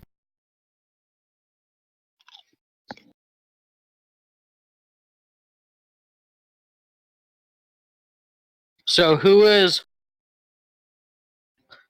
going down and who is waiting? Are we all going down? That's what I don't heard. know. Because Gus is doing a thing to search. Can Gustav move while he uses it? That's a good question. Let me check Arcane Eye. Because I only have a couple of minutes for the trap finding, so I want to just go while it's up, because it gives me a +5 bonus. Let's see. It just says you have to concentrate on it. Okay, so yeah, I have to focus. Okay, so Gustav says, I'll wait up here while I go ahead and survey the area. If you wish to go down, feel free. I'll catch up with you soon. I guess we're all going to go down except for Gustav then. Except for Gus. Okay. Then you'll all start to go down. How long does it take you to cast the eye, Gus? it's a standard action for this version of the eye. Okay. So you basically like make it show up as soon as like everybody gets down there. Yeah, I could just pop it immediately and then just send it down. Okay. And I'll be having it float above everyone, so they probably won't be. That way, it's not running into people and all that stuff. I'm gonna move everybody to this map, but I will keep in mind that Gus is on the upper floor. Okay. Might have to get a symbol for that eye.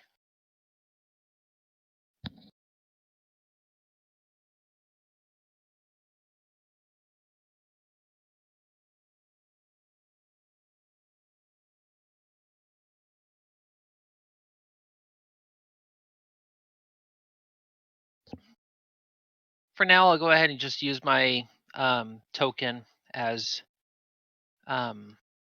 Okay. as sight, if you like. Your call.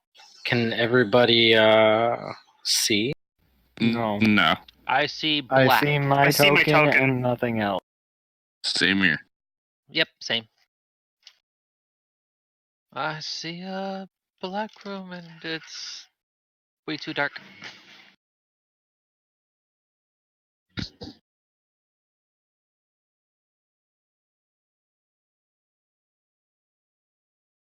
Still nothing? Yeah, I don't still see have no anything. visual. It's like, come on, man! I got dark vision. I should have a visual. Don't mind me. Just being weird.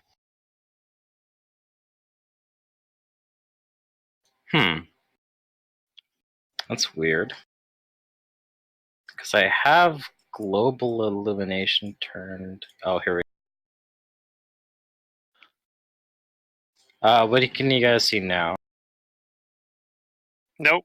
Still nothing? I see nothing. Same I here. say nothing.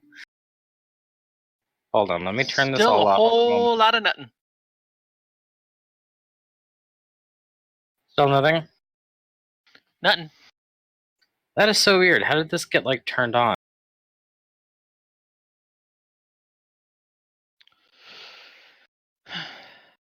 Oh, There we now go. I see something. Okay, I see. hold on. Oh, whoa, I think that it's is because we're in the middle not how of it's the supposed to wall. work. I don't think this is how it's supposed to work. I scroll on the map, like my vision. Well, My token was on the middle of the wall, so I'm willing to bet that's what was going on here. I don't know what's going on.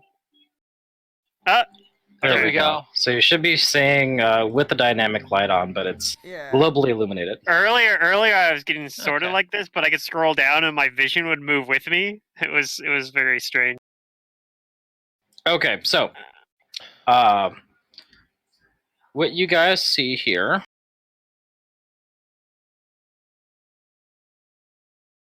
so the shaft from above descends to a crossroads of arched corridors. The walls are laden with shelf upon shelf of books, curious objects, and things of an arcane nature. And it looks like this part is carved like right into the bedrock. And the stone walls are covered in bas relief carvings depicting thousands of faces in various expressions. And they like peer from behind these bookshelves, and it's almost like as if they're watching. And this is the soul down here? Or is the soul deeper? You don't think this is the soul because Elder Thier described that there's a puzzle box or something that has to be solved. Before getting to the soul. Mhm. Perhaps this is the puzzle box. Oh. There is something on the floor near you guys. There is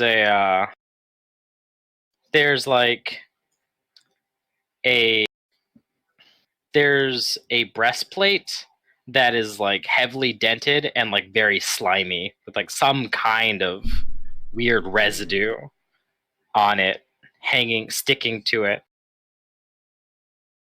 Is it ectoplasm?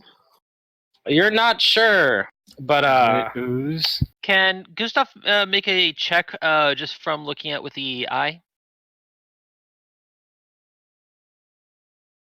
in a moment, because after you guys all come down here, or at least everyone but Gus, Something you really hear happens. you all hear a laughing echoing through these halls.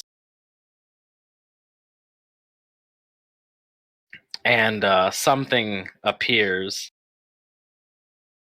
It comes from out of this wall.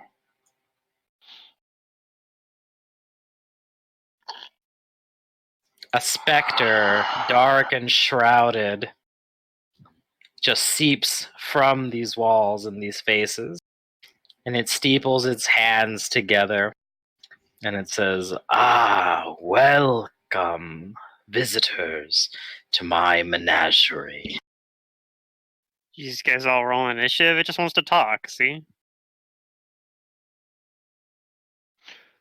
I look around and don't see I any. detect evil at it. I don't see any animals here.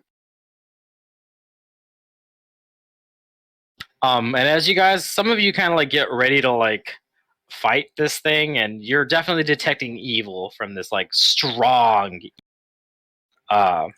It unsteeples its hands and it lets out another shadowy, raspy laugh, and it says, "You are part of my menagerie now. All who visit freely roam, but you can never leave." Oh, okay. And it begins to sink back into the walls, and you can't see it anymore. What Well, was it? I guess we can't leave. It's Do such some so. surveys. He's gonna send his eye down this hall. Reaches this corner. Or this intersection. Okay. He'll then send it further down this way.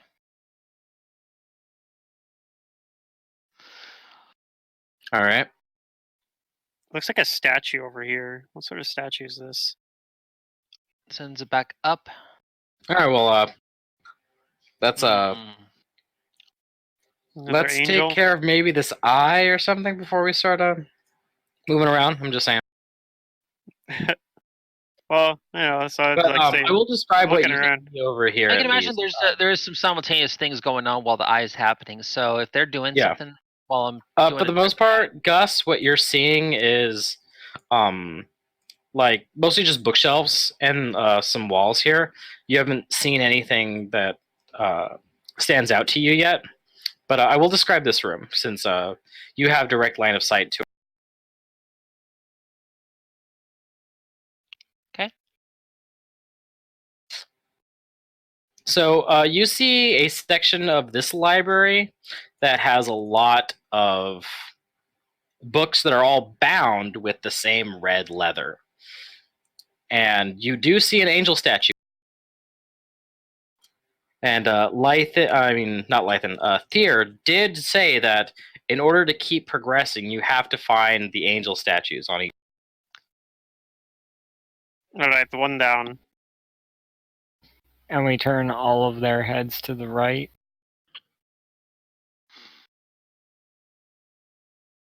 All right. And Gus, your eye keeps moving. Yep. Okay. You see an angel statue over here. And over here, you see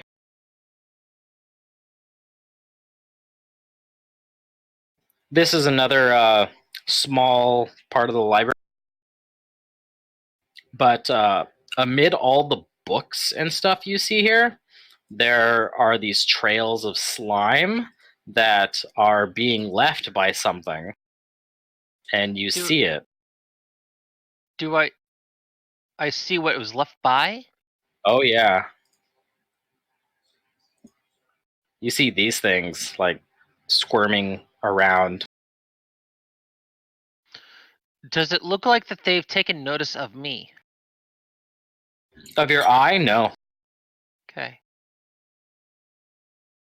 Moves on down this way.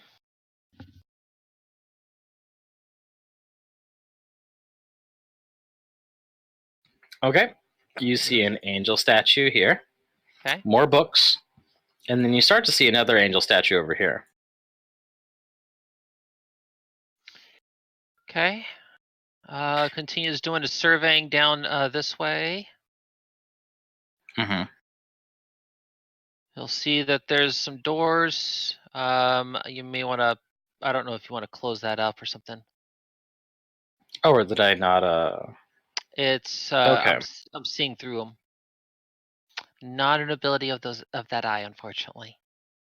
Yeah. Let me fix this here.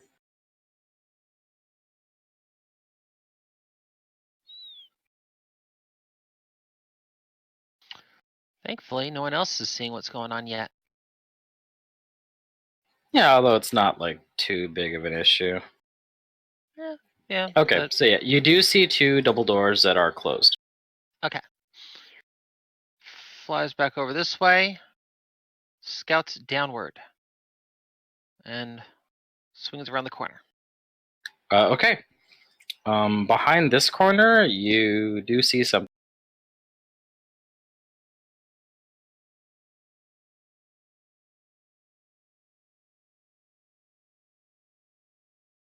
You see 6 something.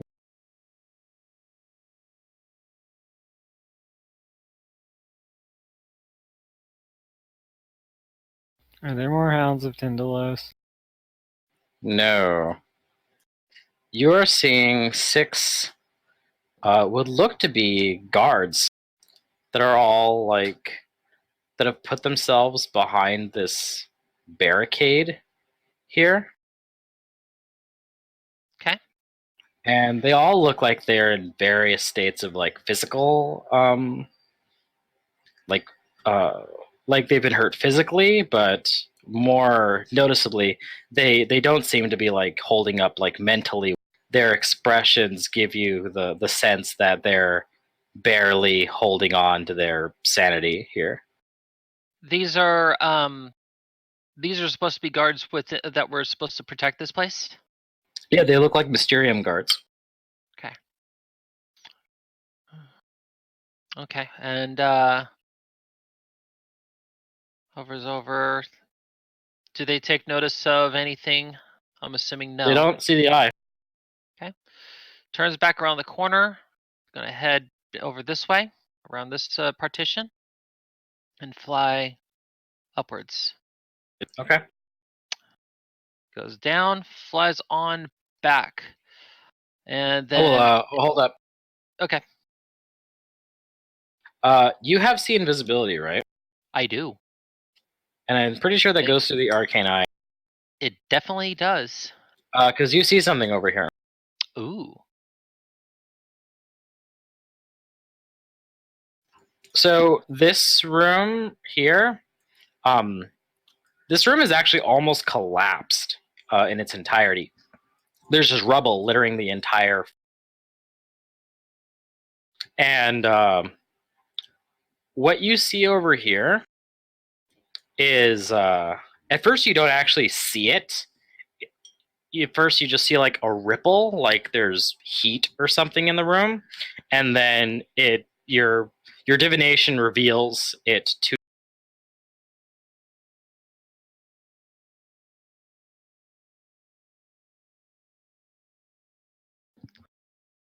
What do my occultist eyes see? You see this creature that is this like squirming mass accompanied by this like these like indescribable monstrous like faces attached. Can I identify it? Sure, you can give me a knowledge dungeon. Dungeoneering? Yeah. Okay.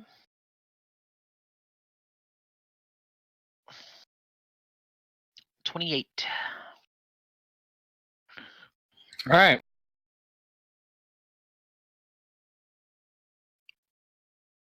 What's interesting is that I assume that like even though we didn't get to finish the module, I'll assume that Gus did finish it. And the creature you're seeing here is a lot like what the abomination was in Carrie.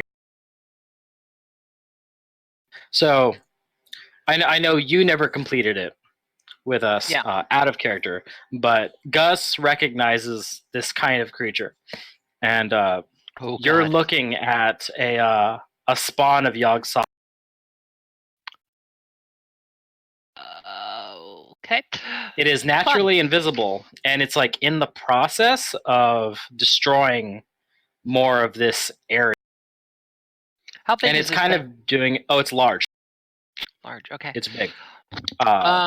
Does it notice my sensor? Like as you come close, it like some of its heads are kind of starting to like move around, like as if it is looking for something, where it was like previously distracted with like it looks like it's been battering these walls and causing this room to collapse. But yeah, like the heads start looking around in unison. Like they know something's here, they just can't see it. Interesting. Okay. The other things that I saw earlier, on the up north on the north corner, Have I seen those before? I don't think I have as of Matt, yet. can you move Kudu back onto the map? Oh, sure.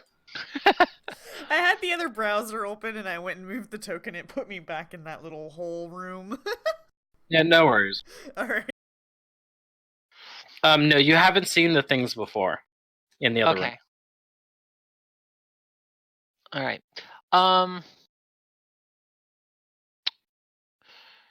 Would But he no, be like, able to as you- identify it though?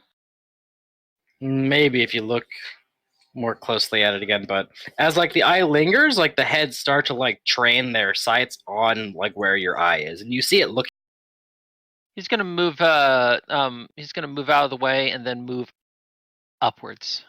Okay, Back and towards, like the you other- move away, and it like it charges like where your eye is, and everybody hears this like loud curse as like something like shakes this whole place.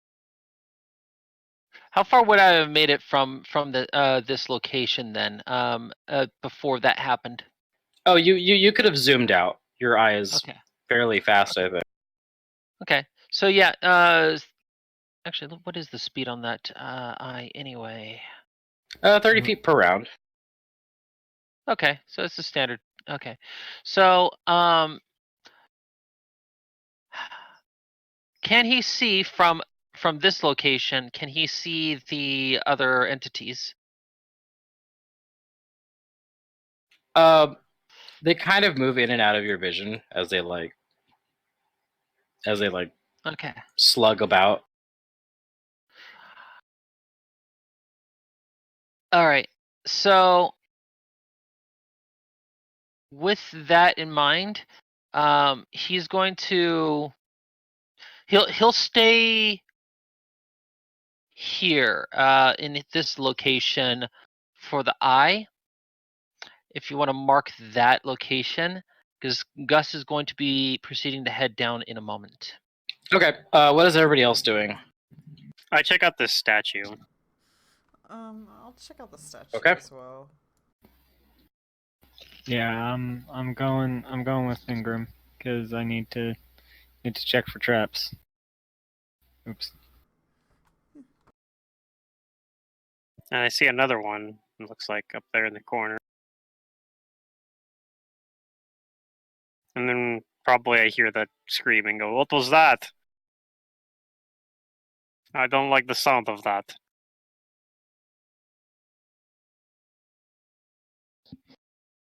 How long did it take for people to get down the stairs? It didn't take very long. An approximate number of rounds? 2. All right. Gustav will then proceed to head down.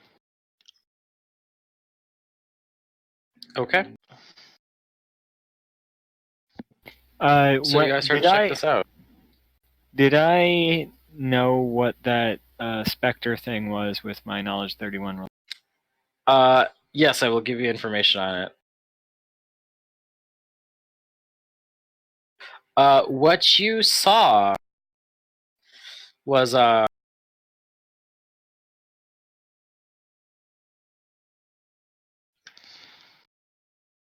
right.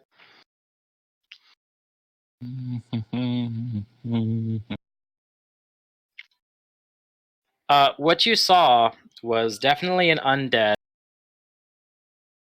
and that there is a strong amount of hatred in that undead. That it was partly born of its hatred for it's a hatred that it had in life, but it's lost a lot of its connection with itself in its transformation into an undead. Mhm. This is a wraith.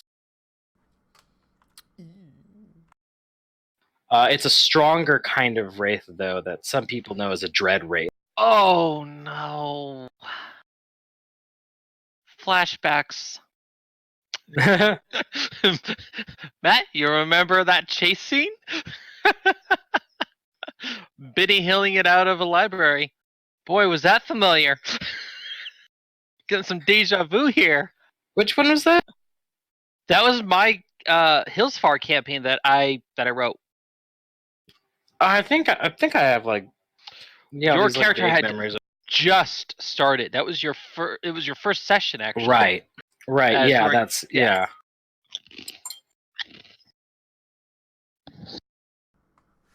They Benny Hilled All right. Foxgloves Manor. Kind of, yeah. That is great. Considering how much I know about Foxgloves Manor, that is great. Yeah. It was quite fun. Fuck All right, Foxgloves. so what you're looking at here, there is an angel statue, but there are all these bound books that this like red binding on them kind of suggests that there's something more. These tomes are different than the rest of the ones in the collection.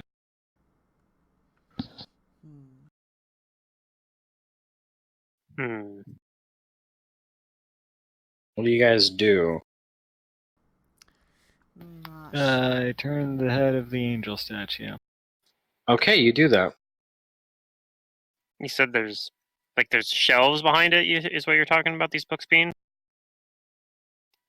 like behind the Well, statue. all along these shelves, there's lots of books, but like these particular books, they seem to all be bound with this red, and that like kind of stands out to you, because from where you are right here, you can see into this other room, and you don't see like any of these tomes bound this way. It only seems to be this particular collection. Hmm.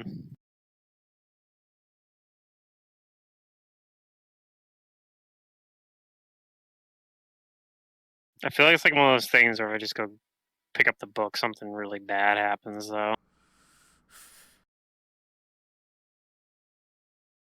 I'm gonna cast Detect Magic Okay. towards You the cast books. Detect Magic.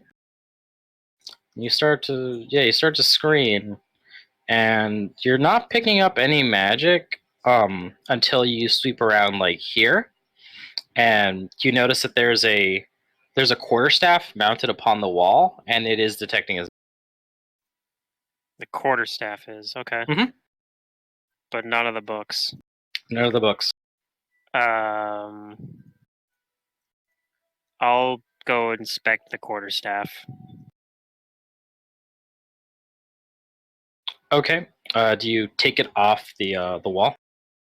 No, but I touch it. I'm gonna do a spellcraft and not like dismount it yet.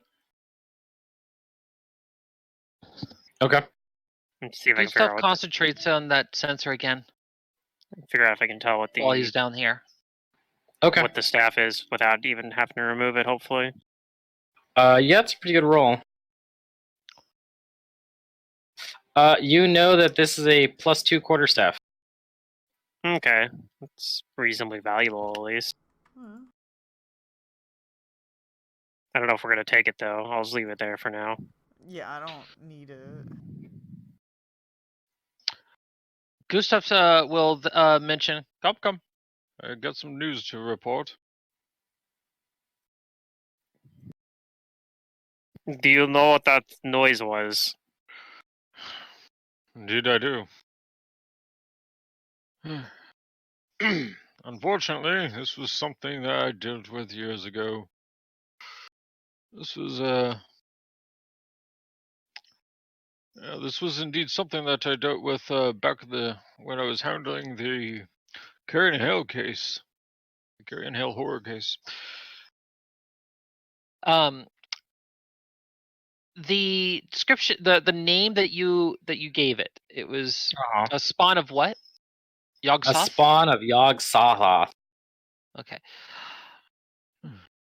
What is in there is a spawn of Yogg-Sothoth, an invisible eldritch entity. Aww. The thing destroys anything in its path. It's a pretty large creature. It'll probably you can easily maneuver through these halls. And The only will thing be- we've encountered with Yaga in its name is our good slug friend Yahaku. The space slugs, yeah. Yeah. They were so friendly, those space slugs, even if they were very dismissive of us. And Ibhepthon. well, this thing is very destructive. Its intent is destruction, and we will need to probably destroy it because the next valve is down over in that where he's destroying things. Yep, you I did will see that. point- Oh, lovely. He then mentions, Besides that wraith that we saw, which I'm assuming he's probably gonna just know off the simple due to how high his natural check would be at plus 19. If your knowledge religion is 19, then yeah. you probably know what. Yeah. So he's like, despite the wraith that went through the walls there is a threat. and he points down the hall towards this direction. He goes and says, Down that hall and to the right, you will see there are a few strange-looking creatures. Slimy. the description that I'm assuming here, where did I assume these things to be with mouths and such? Yeah, they do have weird mouths, but like sometimes when the mouths close, like they close completely and appear like elsewhere on its. So where was this thing that you saw? Well, the slimes are up north. And No, to the the thing right. that might destroy the way in deeper. Due south and then take a left at the corner or at the intersection, and then there's a little nook area that you can get through. So southeast. So there's on that little ping is where the intersection is, and then down towards the end of the where the wall is at, he is going to be where a room is, and inside the room will be a large room with the vault or the valve, and that creature not in there. So instead,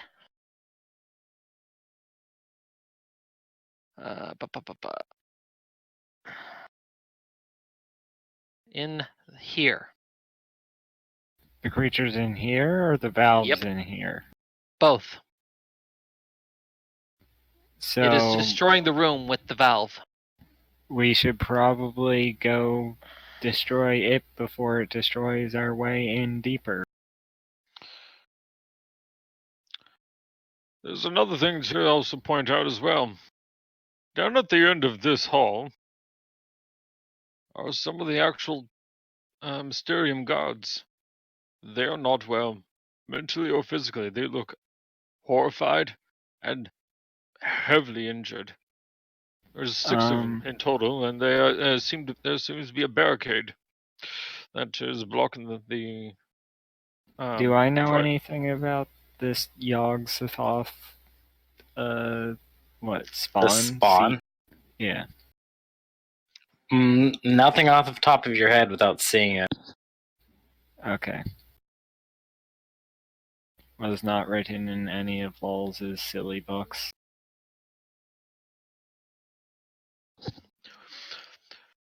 Gustav also mentions, Once again, if you have the means to see things that cannot be seen, I would highly recommend.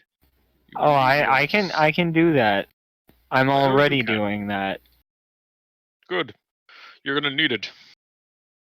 As for everyone else that cannot, I would have instead focus on controlling the room, keeping the situation under control. make sure the thing does not leave the room. I mean, if we And maybe can't destroying see it. how are we gonna do that? Oh, it's going to probably plow right into you. If it tries to escape. Instead, what I'd recommend is create a means of revealing it if you can. Any of you have a means to scatter any kind of dust or anything, something that can I adhere think to it? that's something that would work like that.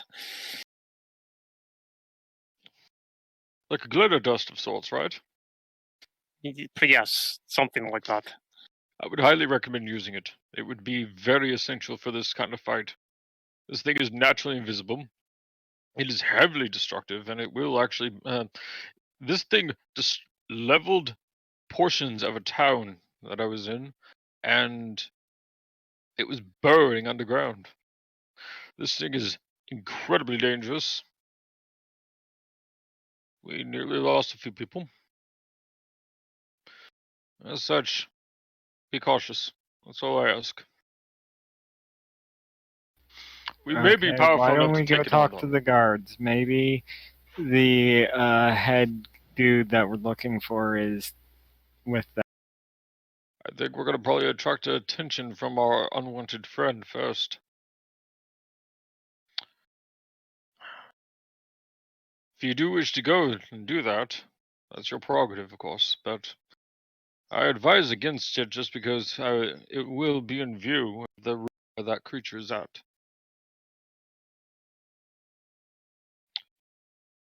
Well, We will have to pass by it, essentially. I can get through unseen, but it seems to know what my sensor was. It can see invisible things. Hmm. Well, at least not necessarily invisible, but it can sense certain things. Almost as if it could see, just as if it was. I don't know. It was like the blind seeing something that that others cannot see. So the way I can describe it.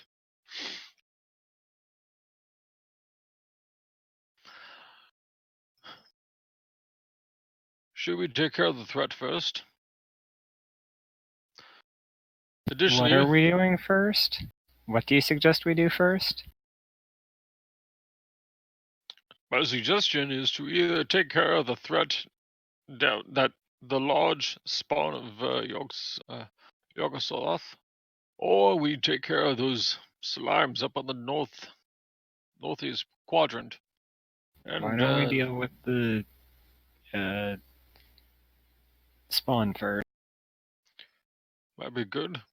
The slimes look like they'll.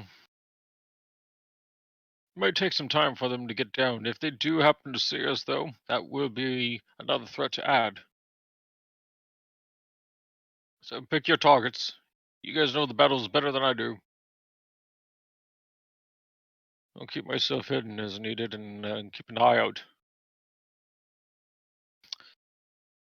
Right now, I have Cormac the. will say, lead the way towards the spawn. He goes and says, Hold on, let me just check and see if it's still there. he switches back to the vision of the through the eye again, since it's still hovering in that location. Does he see Okay. the creature? Yeah, you do.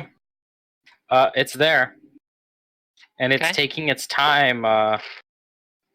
It's taking its time against one of these walls, and after Destroying it? after a moment, yeah, it like plows into it again, and you all hear another like crashing thud as it sounds like more rock Yeah, let's go crumbles. deal with this thing so it doesn't destroy our way in. Agreed. Alright. I am gonna Follow show me the then. faith myself. Cormac casts Shield of Faith and Iron Skin on himself. All right. Gustav is going to make sure he has his distortion active. Okay. And he is let's see. Any other spells for protection I want to use?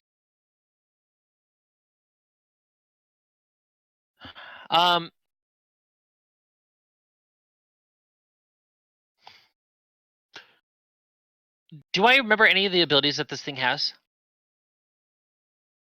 You do. Okay. You know that it has, and it leaves behind like this sludge that smells incredibly bad enough that it's enough to like physically affect you. Okay. You also know that you need magic weapons to hurt it. It's immune to cold and fire. It resists sonic, and it has spell resistance. Okay. Gustav will mention these various details.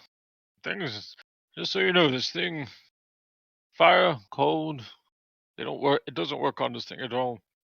It seems like in order to actually damage it with weapons, you're gonna make sure that these weapons are magical of sorts, and I would advise against using anything that can create a thundering burst of sorts. Is it immune to Yes. cold? He It just is. said that, yeah. Okay. Is it immune to bludgeoning or? I mean, If your magic, No. if your weapon is magical, it will work. If it's not, then it won't work. Additionally, this thing leaves forth a putrid, absolutely abhorrent sludge. It's enough to actually rack the body ill, heavily ill, instantly. So, I'd advise, if you can fight from a distance, I'd advise to do so. If you must get in close, take it up quick. And spells also will not work on it very well. This thing is very resistant to most magics. The entity of the darkness itself. So non-magic attacks won't work. Does No. it have a mind? Do I know that? Was it? Did it have a mind when I previously fought one? Technically, yeah. It does have a mind. I don't know how resistant it is against the effects against it, but it does. It is a mindful, partially intelligent creature. Okay. Cormac will also cast a bull strength on himself. Well, Okay. let's go, team. Wait. Well, reason why I'm asking, and I haven't quite gotten the answer that I'm looking for because people talked over, is I can summon an elemental, and I just want to know why did you say magic attacks? Is it a DR thing or what? Yeah, it's a DR thing. Spell resistance. Okay, DR. Okay, is it like a really really absurd DR? Do you know? Well, no, It's not. moderate. Okay. Well, it's got DR and it has spell resistance. Yeah. I just wanted. Yeah, to that know won't DR. affect against a summoned creature, though. Yeah. Yeah. So basically, he's just relaying that seems very resistant to magic in itself. Okay, gotcha. Gustav will lead the way. He goes and says, If needed, I'm gonna probably hide. And if any of you need to actually, Does he? Cormac asks, "Is it a extraplanar creature? An outsider? Is it? It's not technically an outsider, but it is extraplanar. It's extraplanar, but it's not native to to this plane. It's not native to this world more than anything. Oh, okay. While it's more of an aberration than an outsider. Or anything. It's a material creature. It's alien almost. Yeah. You say exactly. Dismissal or banishment probably won't work. Yeah, that's what I was looking at because I have dismissal prepared. Yeah, I get where you're coming from. yeah, it's not going to work. I fought one of these too. I did the Carrying Hill. Oh, did you? Yeah. Oh, cool. Yeah. All right. Well, So I assume you guys are moving. yeah, Gustav will point where it's at from the corner that he was standing in, but he is not going to move in. And instead, he goes and says, If you need assistance, call for me. I'm gonna go and check on the gods, and if necessary, I can provide certain backup support if necessary. All right. he's essentially useless in this. I don't know if I'm going to be very helpful either because I can't see invisible. But if I could tag it with a glitter dust, maybe. He is going to put the sensor inside the room, so he will always have the ability to concentrate and see what the status of the combat is.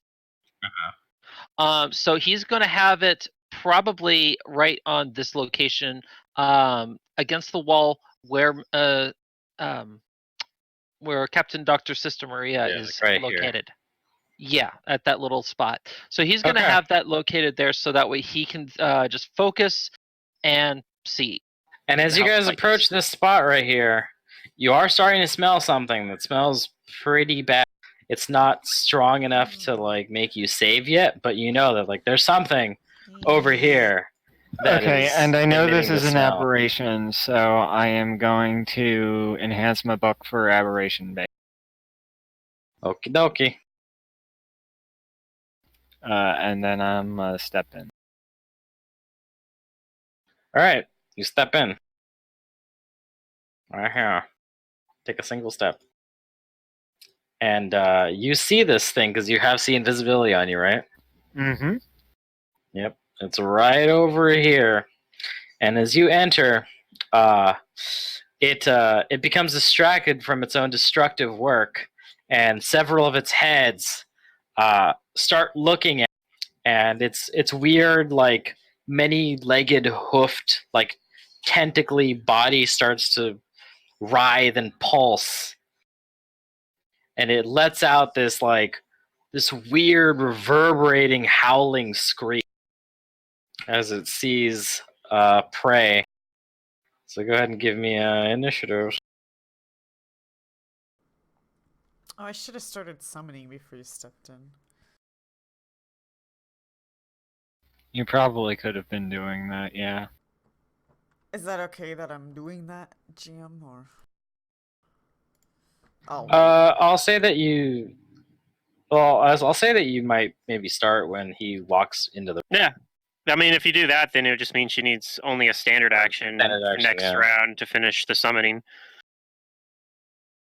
It's not a huge game changer or anything, but I mean, I don't know. Could be That's useful. what I It was lets you- gonna do. yeah, Because it lets you move on your first turn. because the elemental I summon has blind sense. Seems good. Okay. Is it like that Aether elemental or whatever? Yeah. Now, blind sense isn't the better one, but it is. If I can at It's least alright. figure out where it is, then I can have it targeted.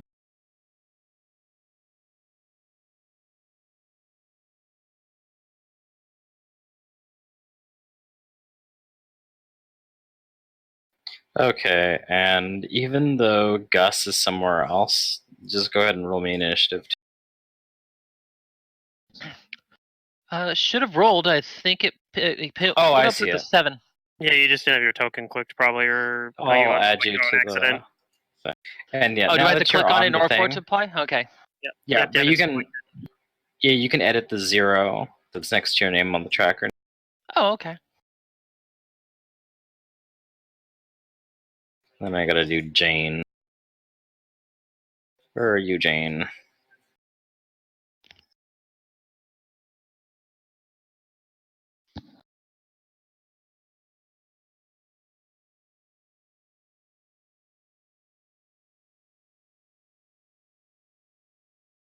Oh yeah, that's right. She's suffering from some drain. Yeah, I still have Jane has some drain. too, I think. Because we haven't really done that Dream World trade yet. Her drain is significant enough that it's actually like over encumbered. Oh. She has less like effective deck. You're so haven't- heavy. We haven't gone to the dream realm to like fix that yet, have we? No, Nah. we did the first time, but well, not with Jane because she stayed back, right? When She's like, I don't want to go to the dream realm. And we're like, well, all right, I guess you're just Fine. gonna have drain then. yeah. Is there a certain reason that she's afraid of going to the dream world? Yes, it's because the player that played Jane has not been playing with us, so It's just So- the game master just not fixing her. It's kind of a meta basically. thing. We're keeping her Yeah. broken. All right, Sister Maria, you're up. You know where it is. You can see it. Okay. It's right here. Do I have any idea how fast it's going to be? How fast it's going to react to me? Not sure about that. I can see it. Do okay. Well,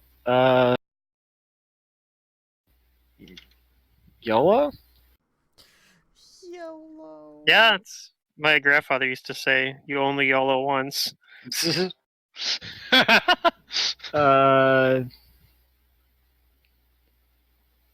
I'm going to move up to it, smack it with my book once, and Okay. then I'm going to try and intimidate it as a swift action If you hit it, if I hit it.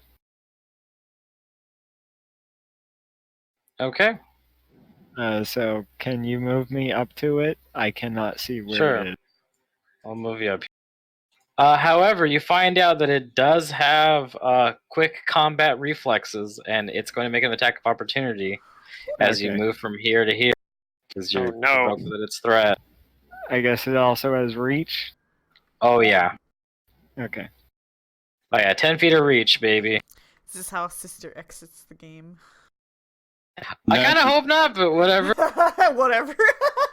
I have a question, real quick. If I cast Iron Skin on myself and then cast Righteous Might, and I get natural armor +2, I just take the higher one, right? Yes, because of the same Yeah. kind of bonus. Okay. I All right, just a wanted to make 35 sure. hits you. It does. You're gonna take some damage. You take. Oh, it's not that bad actually. You take 8 points of damage as one of these tentacles like whaps you. But the bad part is that it starts to try and like grab you. It cannot. You have freedom of movement. I do. Okay, that's good then. So you're at it.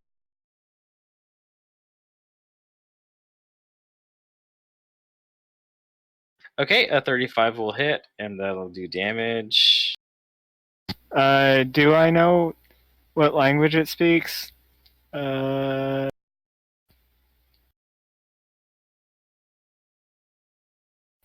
With knowledge. I know you have a high bonus. That's a little bit of a low roll. You're not sure what language this thing speaks. It's an we just alien guess. from beyond the stars. Maybe it speaks this common. Let's see. It probably doesn't speak Garuda. Probably not I don't know Necro. about that. It looks I feel you like lightly wounded it. My only good choice here is probably Aclo. So I am going to try to intimidate it in Aclo. Okay. give Because me I an know that intimidate check. some other there were some other things that spoke in Aclo, so here we go. So give me a will save if that overcomes its hit dice plus its wisdom modifier. And it Okay. understood your language. And it understood my language.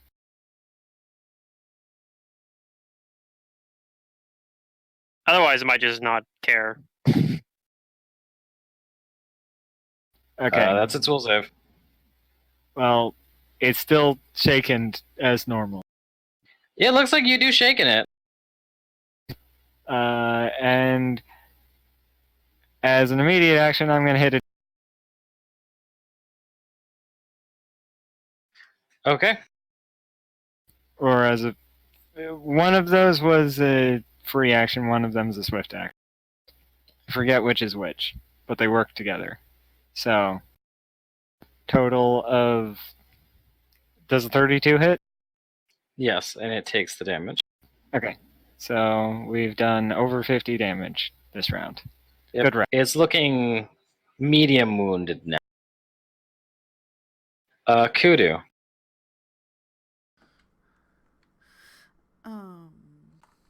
Sister Maria is fighting against an invisible opponent.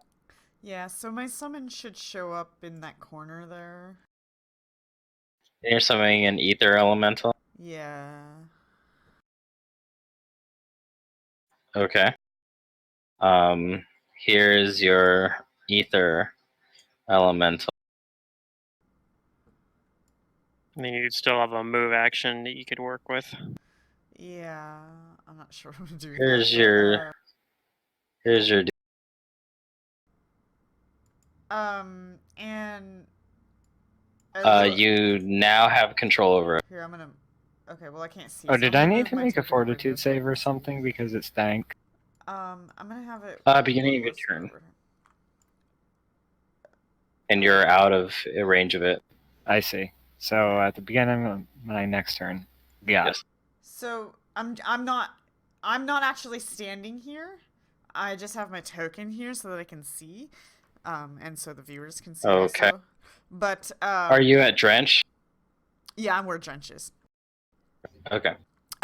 So this thing, it does have blind sense, and so an opponent that cannot be seen has 50% mischance. Right. What's its range on its blind sense? It doesn't have a range. Wait, does it? 60 feet. Yeah, 60 feet. So, Okay, it probably sees everything just fine, or senses everything.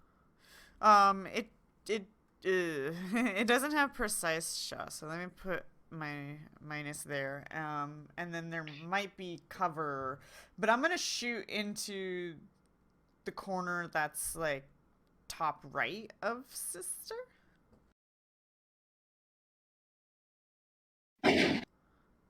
And see if Okay. we hit.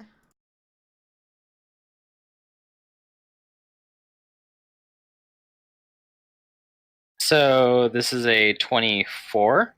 And this is a ranged attack. What does it say? Does it say it gets touch or not? Telekinetic throw with a maximum range of 480 feet. God, this thing can throw. Just a little. Oh wait, okay. A creature receives a fortitude save to avoid being. That's throwing the actual creature.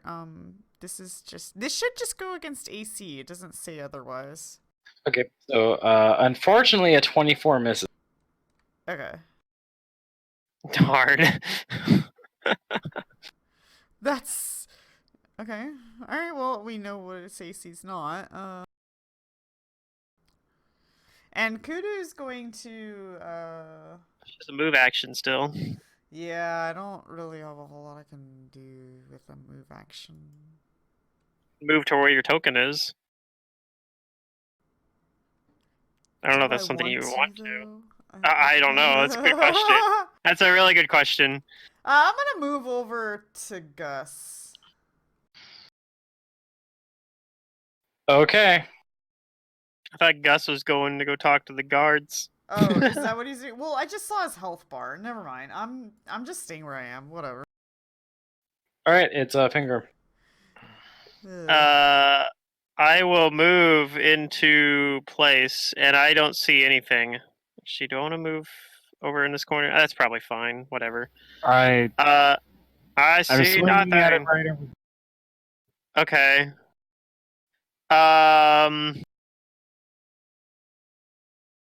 Like, do I see enough to know that that's where? I guess, yeah. I've seen Sister Maria attacking this area. That I probably can throw like a glitter dust back, like in the corner right here. Sure. Right. Snap to corner. This corner right here. So yeah, let me double check to make sure I have it prepared. I do have glitter dust prepared. Cool. So I'm gonna cast glitter dust. Okay. DC 18 if I hit him, and if nothing else, it will reveal invisible things for Will save. to will save. Yep. DC 18. All right. All right. Well, It at least succeeds, but you can see its outline.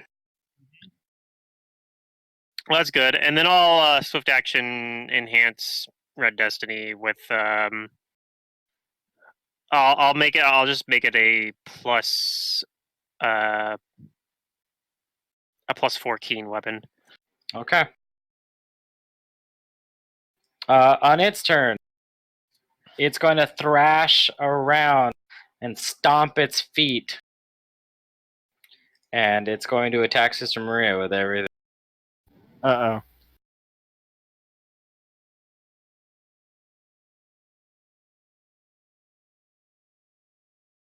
Well, it has 2 less to hit, I suppose. It does. So Yeah. that will help a bit. The first attack is another 35, though. Yeah, that'll hit.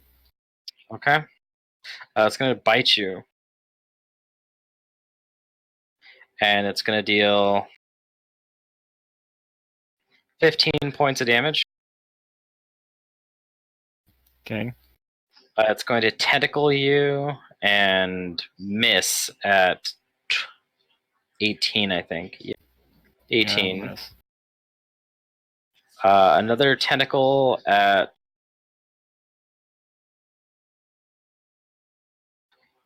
this tentacle is at 25. 25 meets. Okay.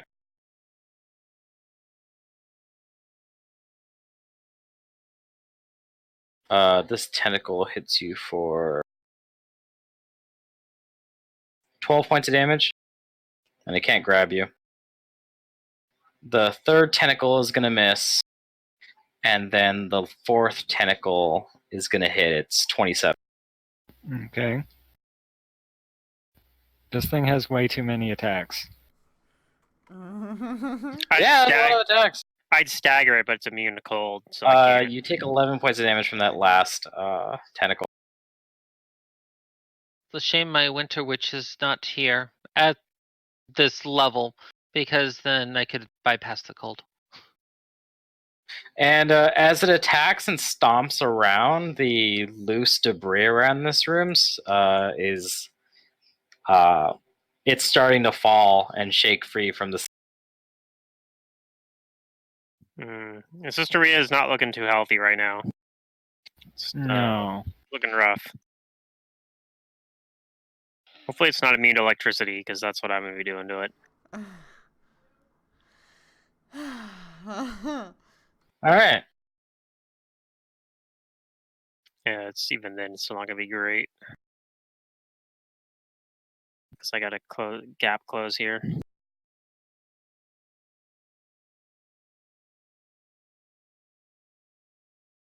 Let's see. How much damage does this do? Okay.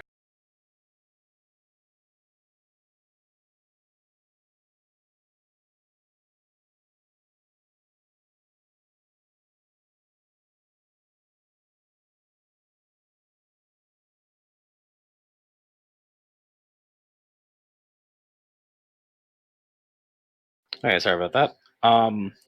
Some of the rocks and like stones from the ceiling fall on it, but it doesn't seem like it suffers any of that damage.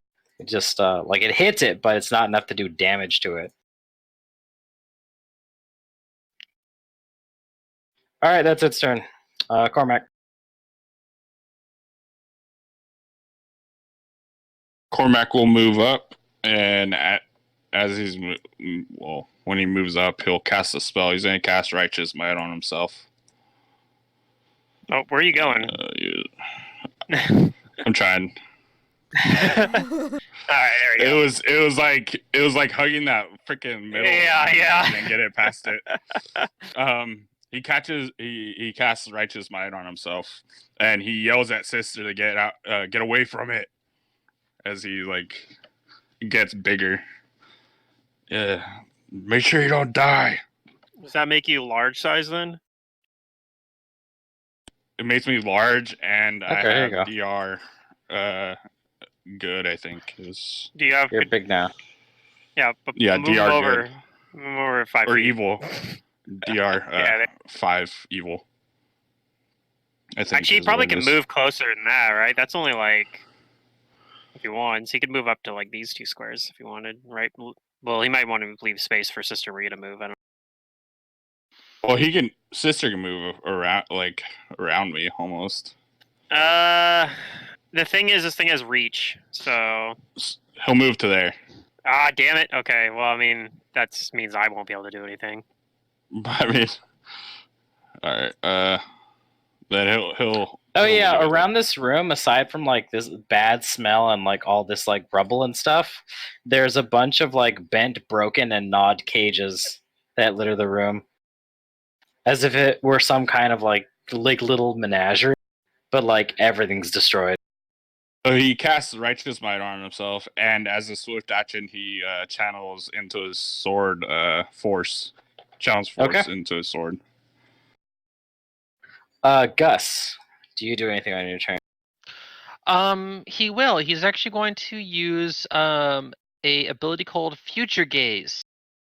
It's literally treated like augury. He is going to be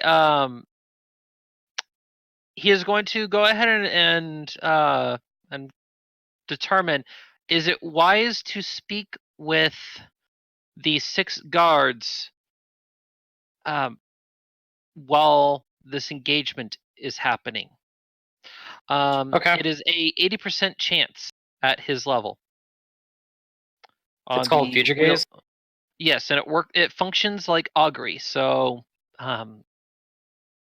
basically same deal.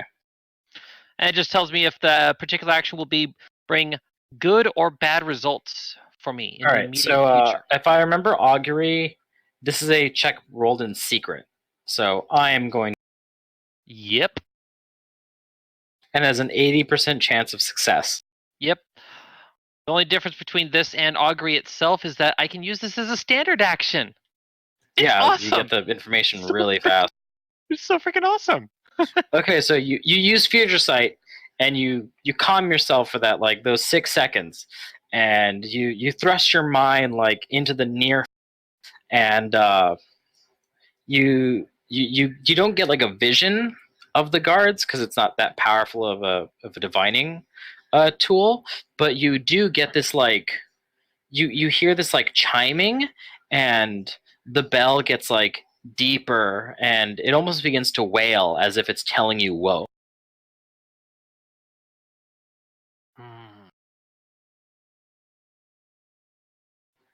Instead of wheel, it's whoa. Okay. He's then not going to speak with them right now, and instead is going to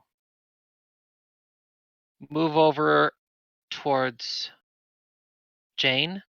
Okay. And he goes and says, Never mind. We're not going down to the gods. I have a bad feeling about this. How's the engagement? Jade says, I've got a really bad feeling about this as she goes next. She's got her gun loaded, and her hands are kind of trembling. Be careful. She died. She could crit and actually do damage. She's or she could crit and do no damage. That could also be a thing.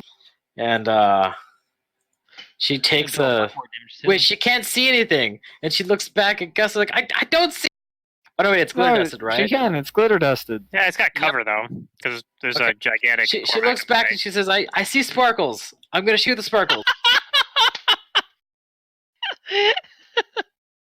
This is my first time using this spell. And it's useful now that we can actually, now that we have people that can see invisible and warn ahead of time. She, with her weapon still charged with that divine spirit thing, it counts as a +1 gun. She shoots it.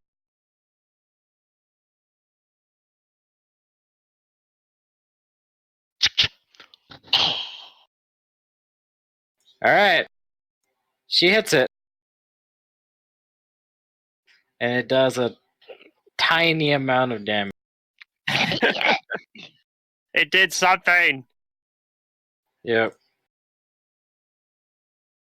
It's just this weird like squish as it hits the thing, and she's not sure if she heard it that much.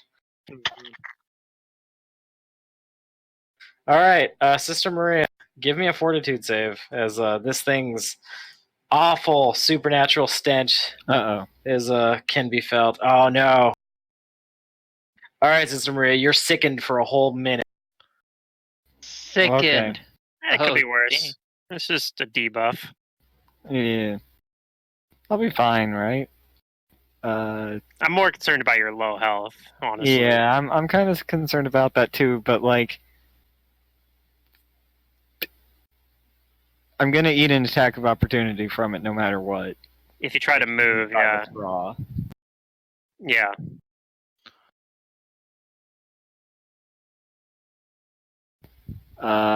So might as well attack it first. Yeah. Oh, you hit it. Maxed out my damages, Yeah. like completely. And that's factoring the sickened? Yeah, I was factoring the sickened. Not bad. And click the little sickened Ouch. button. All right, you hit it. I don't really want to do this, but I guess I'll move back so Kudu can heal me. Okie dokie, it's gonna take an attack of opportunity on you. Please heal. Wait, where'd Kudu go? Oh, Kudu's right here. I'm where Under the Drench Ezra. is. Yeah, Oh, she you're just where put her Drench token. is. She just put her token there because Matt didn't give her vision for the element. Okay, I'll move back over here. Does a 31 Yeah, hit you? that'll hit. Okie dokie. I hope you survived this. Yep. It might take 8 damage. What are we gonna do if that happens?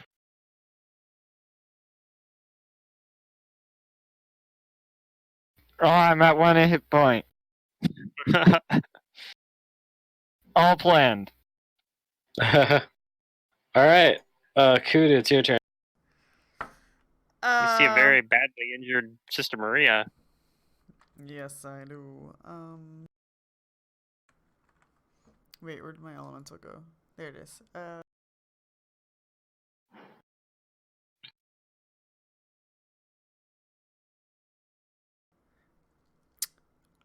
This thing can fling the creature, but I don't know if that's... Probably not. It might be too heavy. Is it revealed? Yeah, it's revealed now because of the glitter, so... Yeah, it's glittered. You can see it. Arcane. The elemental is going to move in. Oh my gosh, you guys are all in its way. Alright, it's just gonna fire through. Can't it move through allies? It's just gonna fire through cover. Okay. But now I don't have that precise shot, so that'll make a. I mean, not yeah. Now I don't have the firing the melee thing for it.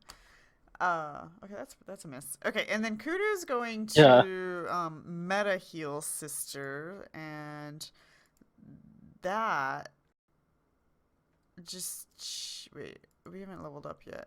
Okay, that will change when we level up. Mm-hmm. But for now, we are at, let's see.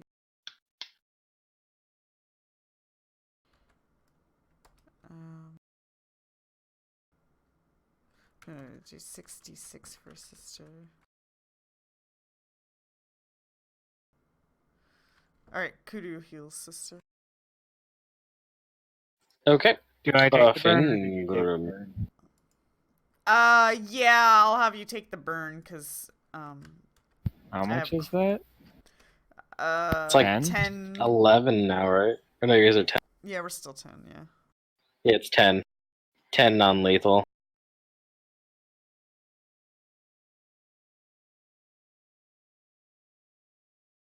Fingram. Kind of technically gives Alright. you a little buffer, I guess, to not die. Or bleed out. I am going to do spell comp. I'm gonna use a swift action for arcane accuracy. I'm Okay. thinking I'm gonna fight defensively because, yeah, this thing seems kind of scary. That was very scary. And I'm going to my spell that I'm casting is I'm casting Storm Step, which has enough range to get me to the other side of it. Yep. So And that's like a teleport, right? It doesn't provoke. that's correct. This is transform myself. I use the power of Storm to transform myself a short distance by taking Okay, form. give me a cast level check.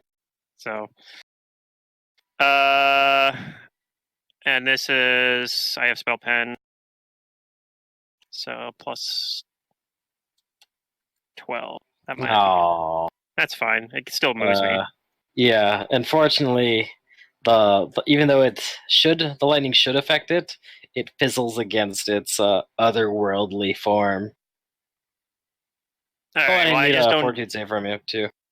Oh, I was close enough where I started back there. Yeah, 30 feet. Okay.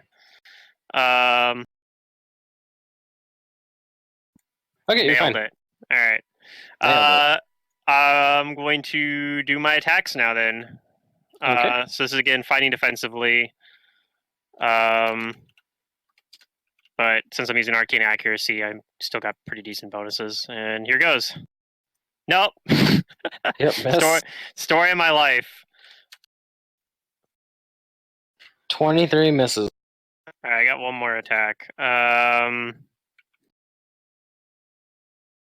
right.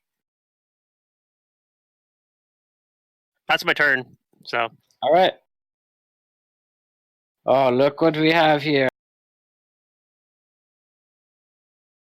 It roars. oh And no, it's full around Fingram.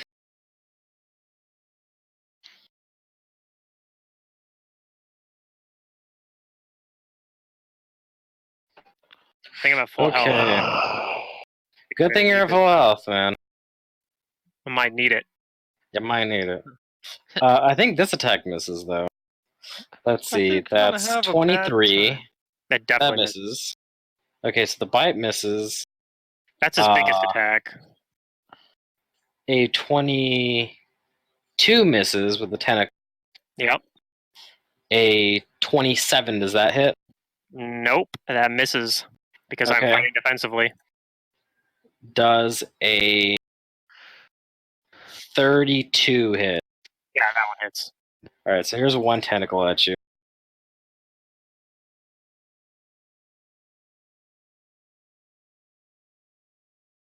You take 12 points of damage, and can you be grappled? Yeah, I can. I'm probably gonna get grappled too, but you know. It probably will. Probably should have cast grease or something first, but I don't know. I can cast it while grappled potentially. I've got pretty good. Well, Yeah, hopefully 30. soon it focuses on Yep. you. Alright, it's got you grappled. And then, yeah, its last attack doesn't hit. Yeah, hopefully you just obliterate this thing. Now if it stays grappling on me, it has penalties to its AC. So I mean, It does. And stones fall from the ceiling. oh no!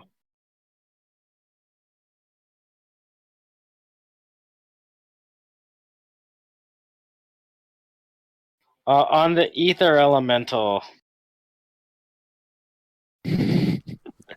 Okay. It takes- Rocks and stuff fall on it, oh, and it Does it get, takes like- 14 points of bludgeoning damage. Doesn't get like a reflex save or anything. Let me see.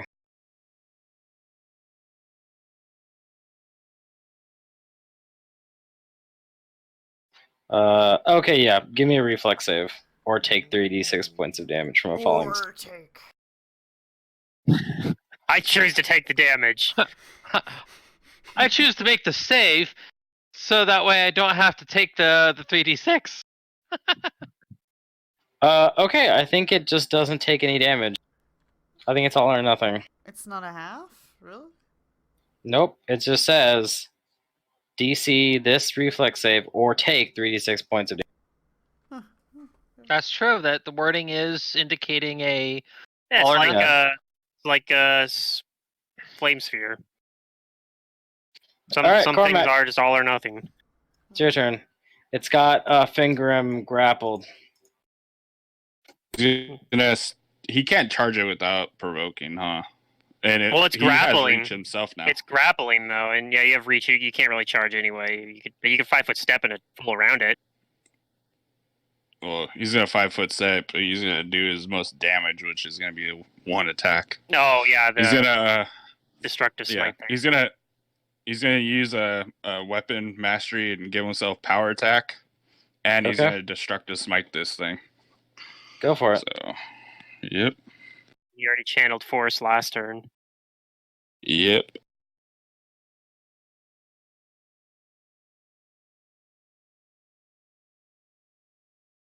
Ah, low roll. That was a good damage too. Yeah, I rolled a 2. Well, his damage roll actually was really low too. You missed, and give me a fortitude save because you're close to it. Yeah.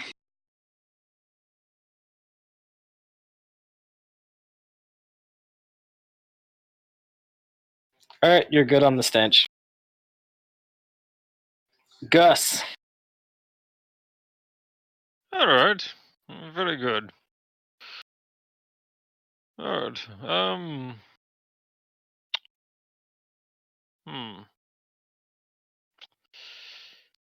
What he's gonna do instead is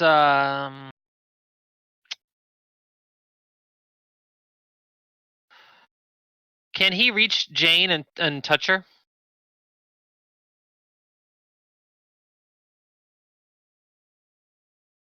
Yes, you can reach Jane.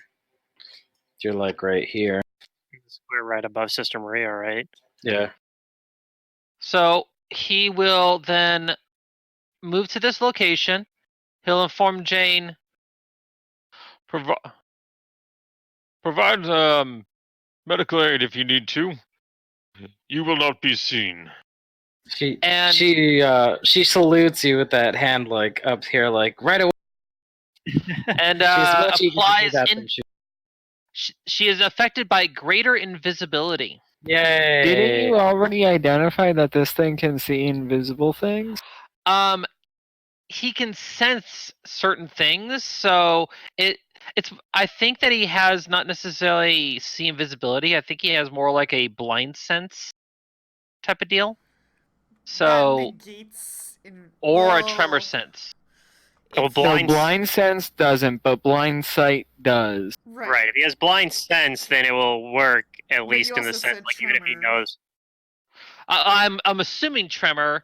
Tremor will definitely It did not negate see invisibility. because it did not see the sensor. So he, based off of that meta knowledge, No, I The think creature- it did see the sensor. I think it recognized that something was there, but did not actually see the sensor. So what I'm going to do is I'm going to use that to the best of my advantage and Okay. and apply greater invisibility over to Jane, and I Yeah. will still say, Still try to avoid being within its range if you can.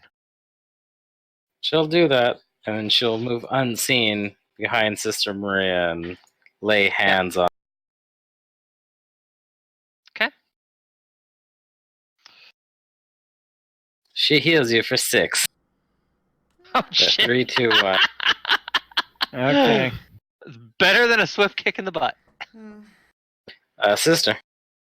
Well, I can probably move back in here and do like a final blow to it or something. It didn't take any damage this round, so I mean, Okay, maybe not a final blow. Can I move in here? Maybe not. I Are cannot. you sure you want to? Anyways, it's in combat expertise. I'll move up here, and if these fucks can't take it down, I'll be ready to help out. I really want this thing to focus on me because right now I have like the most health I've ever had and fucking DR. All these defenses. I can't quite get to it. All right, Kudu. Well, I tell Drench to go heal Sister, and I will meta heal again. This time I'm gonna burn myself, and Drench moves in to heal Sister. The Yum, yum, yum. elemental. How heavy do you suppose that thing is?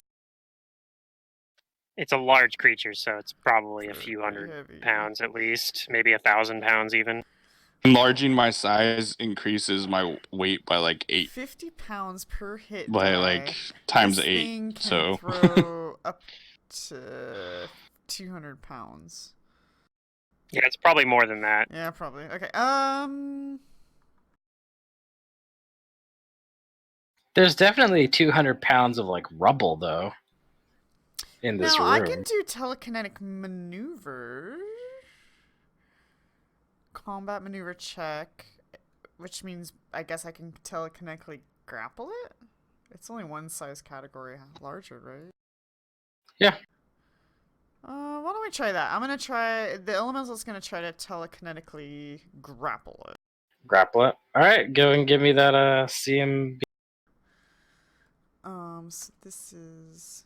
Oh, it's not a very great number, but it's worth it. That was a good roll on the die, but unfortunately, a 24 is not enough to grapple it. Yeah. We're gonna need a 20. All right. even though it's fine with me. it's grappling right now. Oh yeah.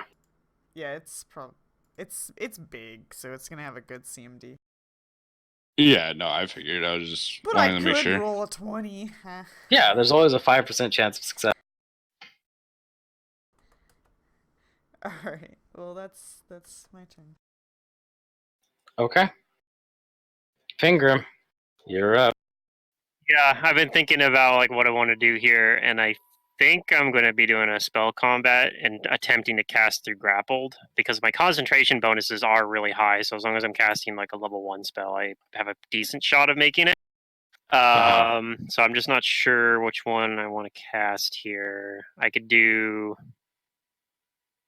I mean, it's probably going to be grease, I suppose, just to make myself harder to be grappled. So if it tries to maintain the grapple, it has a hard time. I don't know that it's going to. It has a good chance it's just going to drop me and try to do attacks because it's got a lot of attacks and it probably wants to use them.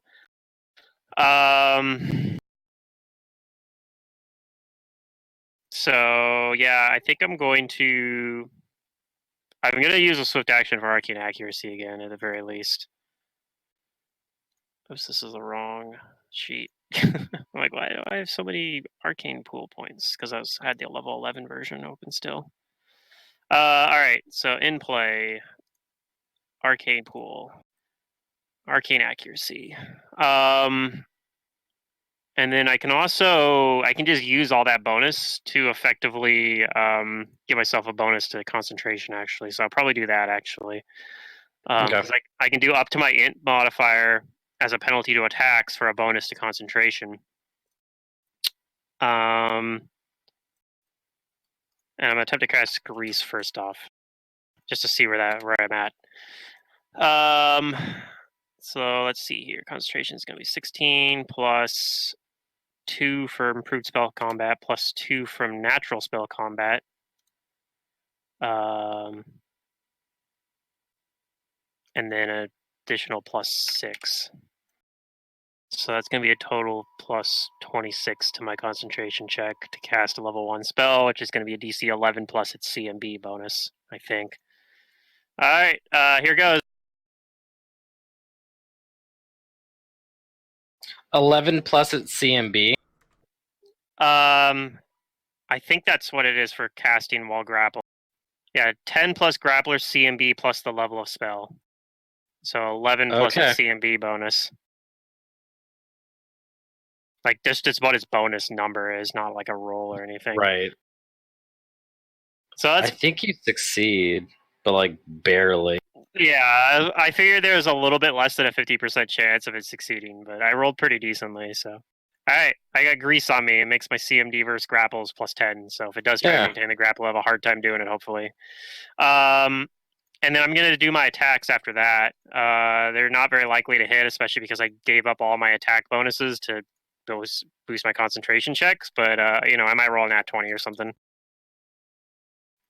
First attack. Second attack. Yeah, I'm doing things. No. Magus things. Hey, there we go. There's an It at is an actual 20. 20. No confirm. This is prehensile hair, so it might not really do anything, but As that long is as it's magic. it does count as magic. It is a plus You 1 heard it. magic bludgeoning damage because I have an amulet of mighty fists. You whap it with your hair. Yeah. And I'm technically I just imagine like you're grappled and you slap this thing's face with your. Like, yeah, I'm Yeah. still fighting defensively as well because I'm hedging my bets. If it doesn't try to maintain its grapple, it All might right. just try to attack Is me. that your attack? Yes, that's all my attacks. Okay. I forgot to do this on its turn because I was mistaken on how this effect works. This is it drains blood at the end of its turn if it grapples a foe. Oh, okay. That could be like con damage or something. Oh yeah, you take 3 points of con damage. All right. I mean, It's gonna let go of you, and yeah, it's gonna take all of its attacks. all right.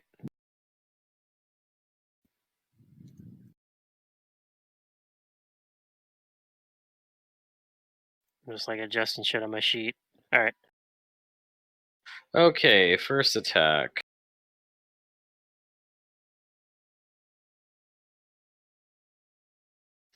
Uh, 12 plus 17, 29. Is that No.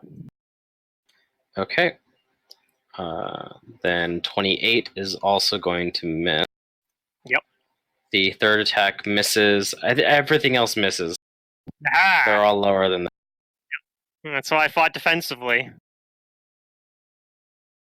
Okay, let me see. 1, 2, 3, 4, 5, 6 things. And Well, I'm fighting defensively with shield on. I have an AC of 30, so Cormac, give me a reflex save. A rock is gonna fall on you. Caca. Oh, wrong kind of rock. All right, you take no damage. how much? 9? Oh, you take no damage. you made the reflex you save. saved. Yeah, it's not a Nice. high. It's not a high DC. It's your turn. He's gonna do the same thing as the last round. If Try you to- 5-foot step over, you will have a flank. It might be immune to flanking though. I'm not sure. yeah, he's gonna try to attack it. I'm not gonna count the flank in, so if it's too higher, if I do get a flank. Okay.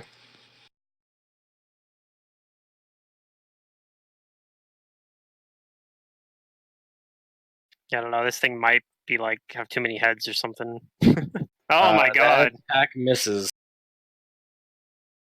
Yeah. Is that your turn? Yeah, that's my turn. God damn it. Gus. All right. As far as what I'm gonna do, let's see.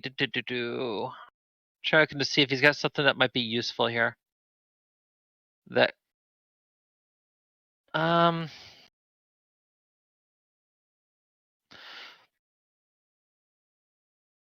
Hmm.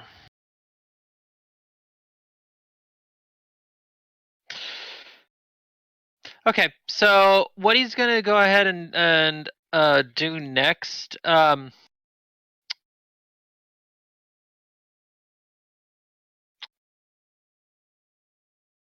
is there what objects are in that what objects are in that room? The statue of an angel. Remember, it's not a statue. It's whatchamacallit. It's No, a this one's valve. not. It's like this big old. Oh, okay. It just looks like the Yeah. statues on the map. There aren't too many whole objects in there. It's mostly rubble. There's some broken cages. Yeah. Okay. Nothing I can utilize proper for this type of thing. Okay, very well. Then he is going to.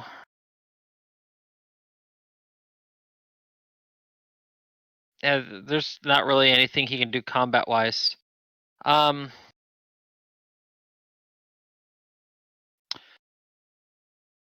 He'll hold action. Okay. Jane is going to. You're kind of hurt, so she's gonna lay her hands on you. She'll heal you for 12. And that's her turn. Sister Oh. Maria. Much appreciated. It's no longer grappling, but whatever. I can probably take another AOL. Move over here. Okay. Yep, it'll provoke and it'll try to bite.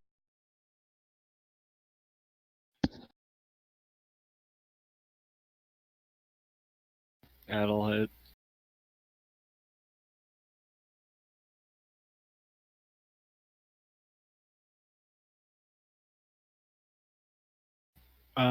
So I'm flanking.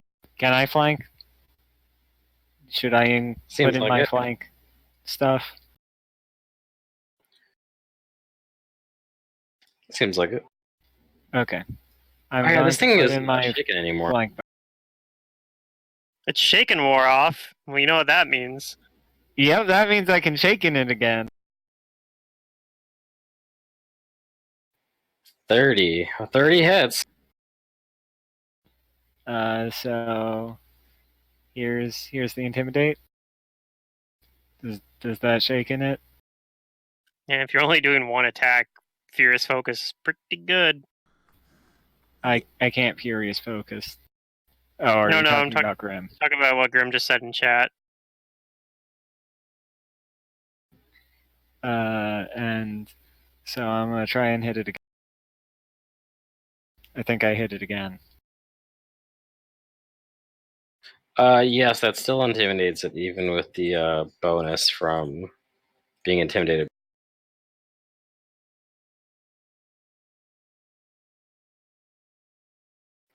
Okay. So it takes another plus 50 damage this round.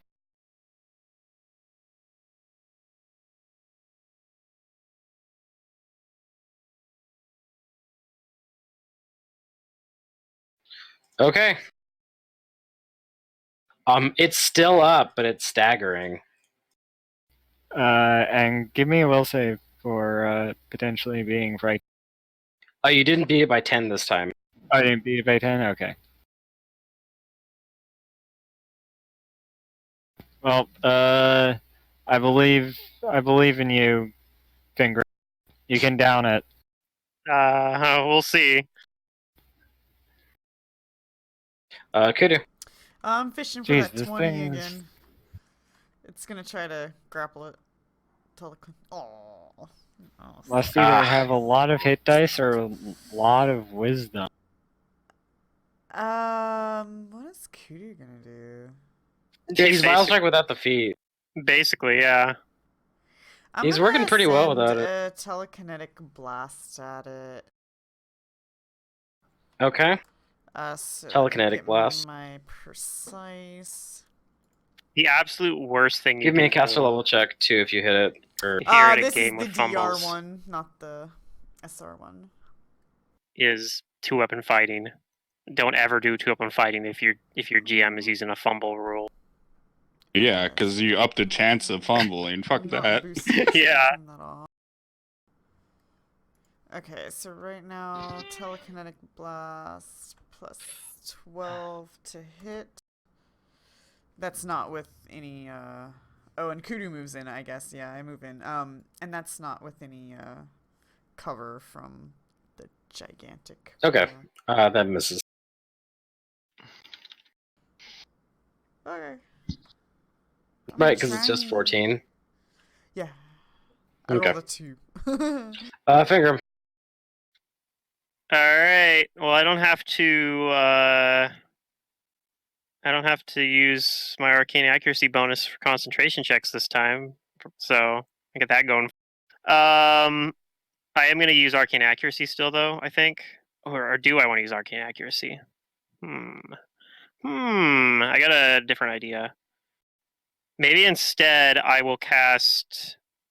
I will use spell combat, and I'm going to cast True Strike.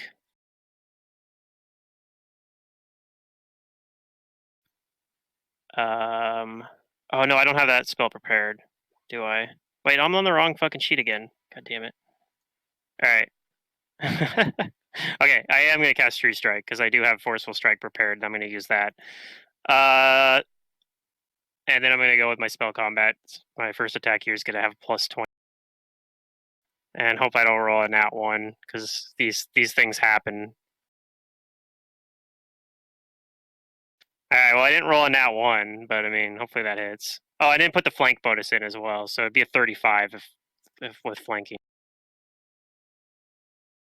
33 hits.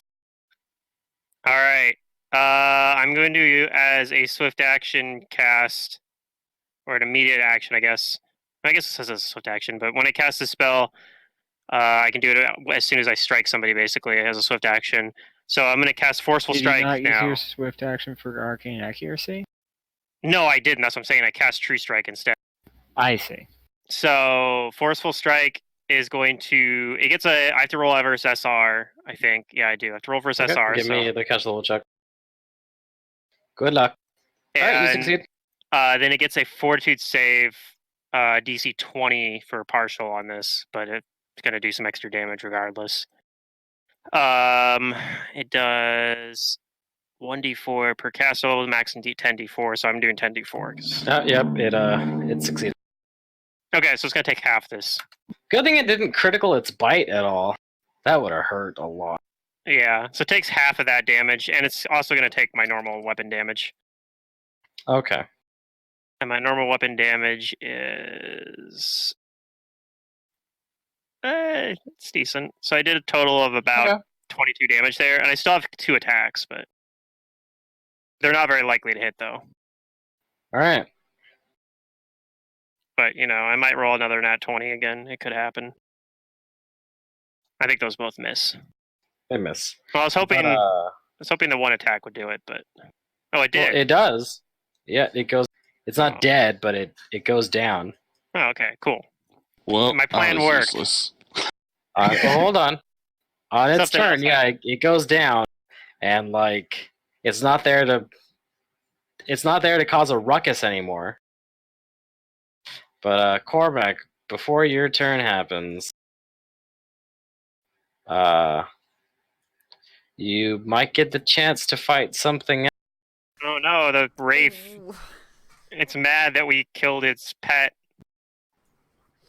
Rough life. Yep.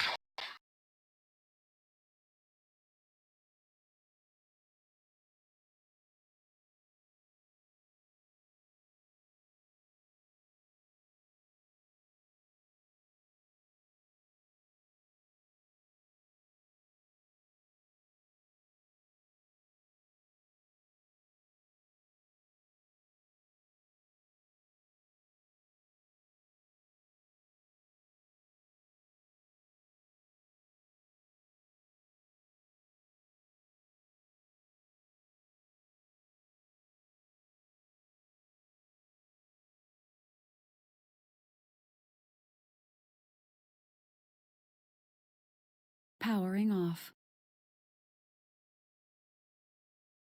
Powering on. Mic off.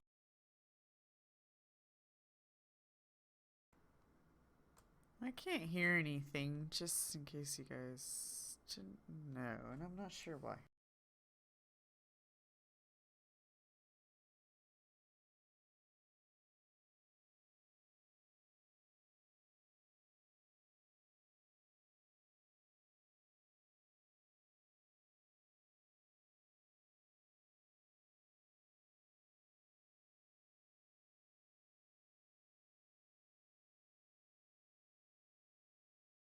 Charging battery.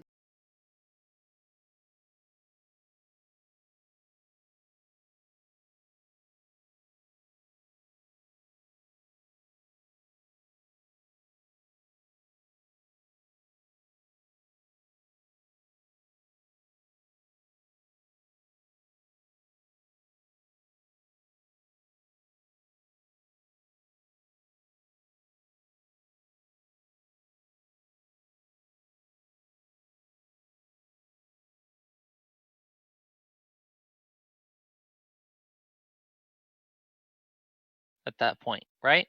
Yeah. Okay. And you can tell the difference between invisible and ethereal things. So Gustav will then move in the room and go and say, May I ask who it is you are, by chance? Okay, you can ask that, but it's going to make its attack. Well, and this is going to be against Finger. Am I flat-footed? Yes, this is 5-footed and against your touch.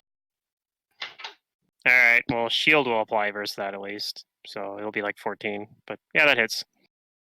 Give me a fortitude save.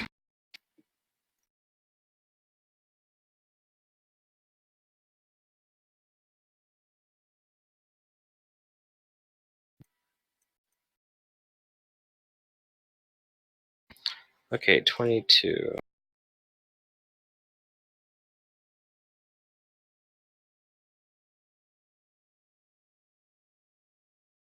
I believe that is enough. Yes. So you only take this much negative energy damage. Yeah, it's probably going to be a lot still. No, that's not that bad.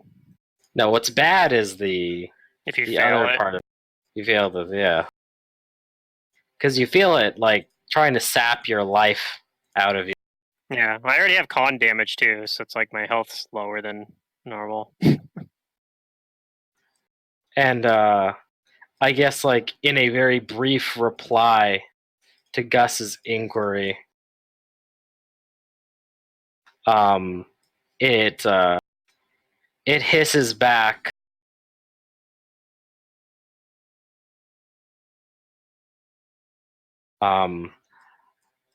I serve no one but myself. So Cormac.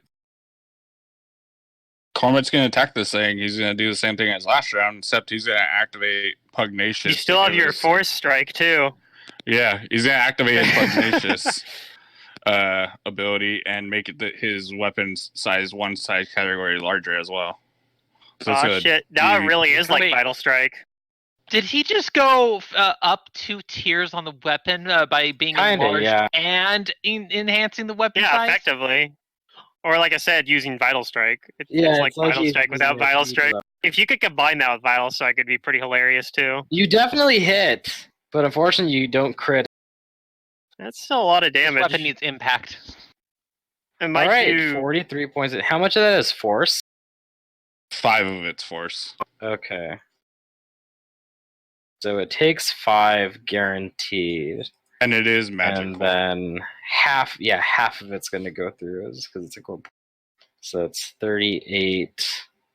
So that rounds down to 16? Oh, No. 19. 19. I think I'm just gonna use all my resources fighting this thing. Okay. Gus, was that all you were going to do? Is move and ask that question, or do you? Oh no, he's going to do something. Okay. What do you do? Purge spirits. Okay. That seems like it'd be pretty good. That's what you use Yeah. against the haunt, right? Yeah. Roll a will save. It might work. A lot of undead have really bad will saves because they're immune to most things that allow will saves. 18 DC. Oh, it has a good will save. That's a pretty good will save. Well, it's still going to take Let's take half. a decent chunk of damage, so it's gonna have a bad time. So half that is inflicted onto it. So it'll round down to 13. 13, and then I think it has to do 13 again? Or half again? Does it? Let me go read Purge Spirits.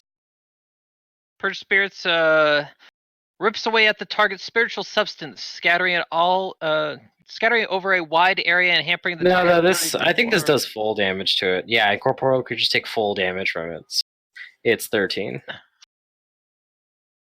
Okay. Wait, it's if you said it takes full damage from it? Well, that's because like it saves and takes half, but normally, even when you hit incorporeal things with magic spells, they still take half the damage. Okay, that definition. But this Okay, says yeah, it takes full. This This is specifically for So spirits. it takes full of the half. Yep. I was about to understand that there, but no, yeah, it's definitely taken the full half. Yeah. Jane steps forward and she says, "Get down!" And she shoots her gun at this thing. God damn it, Jane. God damn it, Jane. And it does nothing. It goes right through it. Yeah. All right. That's fair. Sister Maria. So I am going to concentrate to cast a 3rd level spell defensively, so I need to get what? 21? 21. So I need to roll okay. I do not. Aww. Spell fizzles. Alright.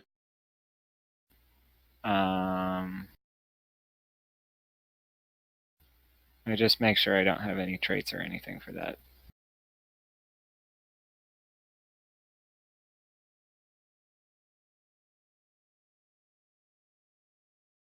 You don't have you don't have Magus things that give you like +6 to your concentration checks. I don't.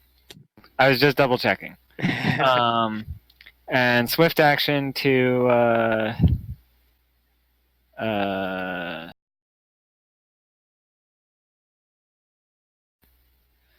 swift action to change my book's damage from, or my book's bane from to undead.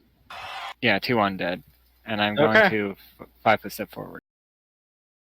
Okay, Kudu. So I can maybe flank with Fingrim next round. You see a spooky ghost. Yeah, okay.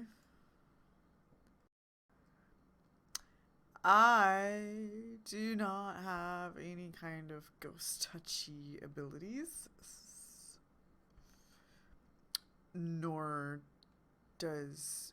Can you grapple ghosts? It's incorporeal. Can you grapple? That's incorporeal. No, I don't think so. If you're also incorporeal, you can. Yeah, you both have to be similarly in the same state. Or have ghost touch, I think. Yeah, if you have ghost touch and it depends on what if you have like a ghost touch gauntlet, I guess you maybe could do it. So, in other words, Mr. Elemental is not very useful here. Much, yeah. Poor guy. Yeah. Well, okay, yeah, it's not even magic attacks technically. Okay, well, he hangs out and watches the show. Kudu will go ahead and send a blast. I'm gonna go ahead and empower it, and I'm gonna do a magic blast. Your summon knows how I feel. Just gonna sit here and do my thing. So I don't know if this has SR or not, so we'll find out.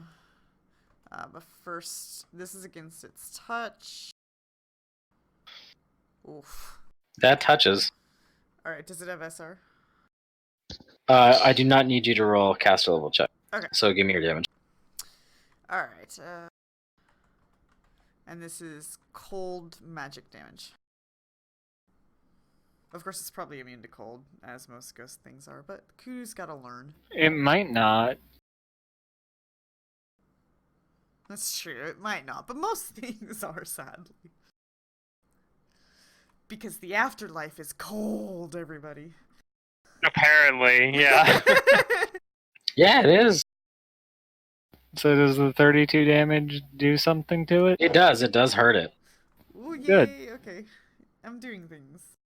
All right, finger him. I'm going to 5-foot step. And I'm going to cast Force Sword this time. And yeah, I'm gonna move like my Red Destiny to my offhand because I'm not really gonna be using it anymore. Okay. I'm gonna use the Force Sword instead.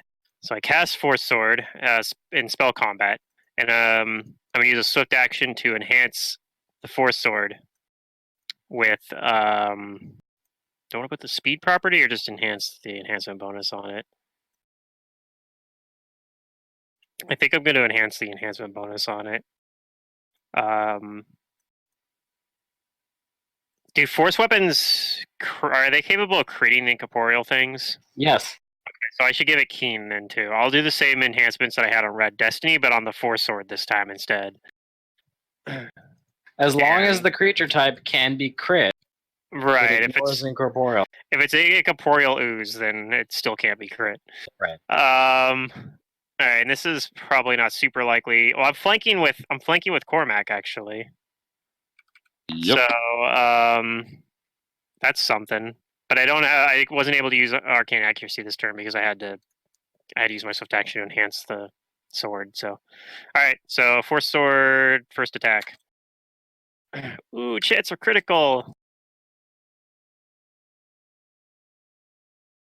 24.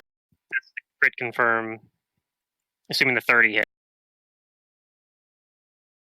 Let's see. I'm pretty sure it does.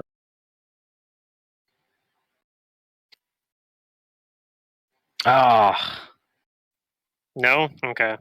24. No, it doesn't. That's fine. I don't think I've confirmed a single crit in like literally 2 months. So I'm You're kind of used to it at close. this point. Red Wraith So I has a just lot of do AC.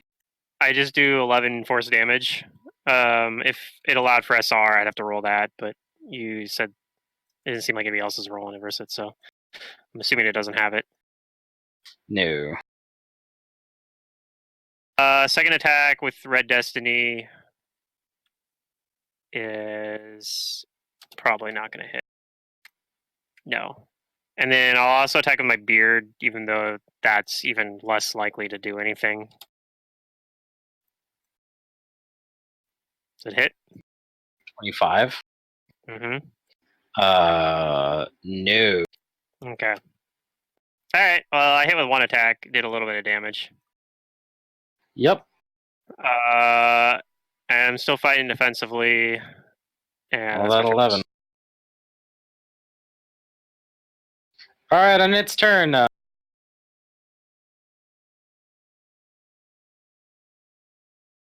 It defends itself with its by like kind of swatting away at your attacks, but it rasps out.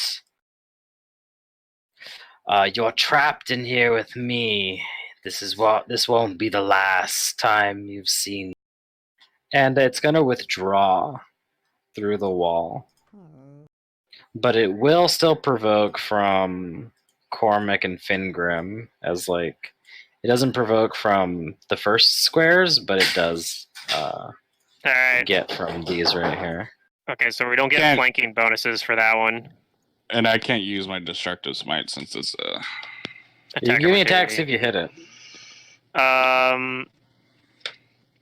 Oops. Actually, this is gonna be a plus 11. So I don't get the flanking bonus, but I don't have the spell combat penalty. It doesn't matter. I rolled a 2.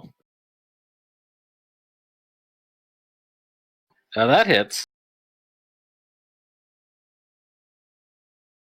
5 and then let's see, 36. So that's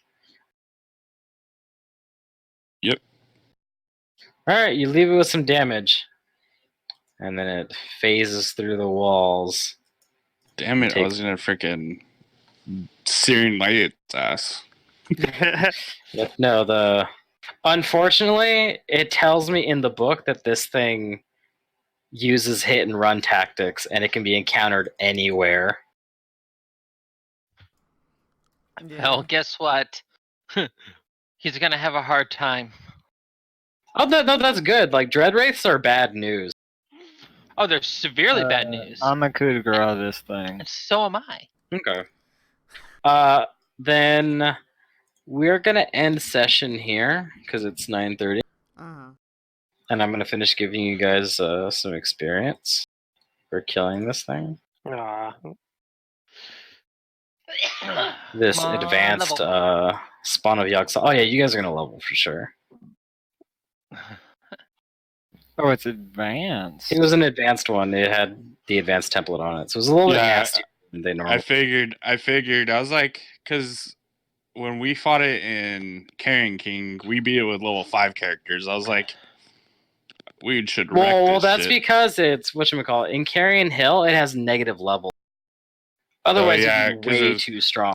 I forgot because it was spawned like poorly. Yeah, I've done It that was in a summoned few poorly.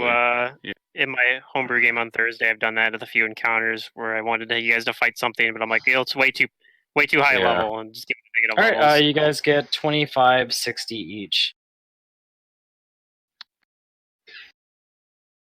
25. 60.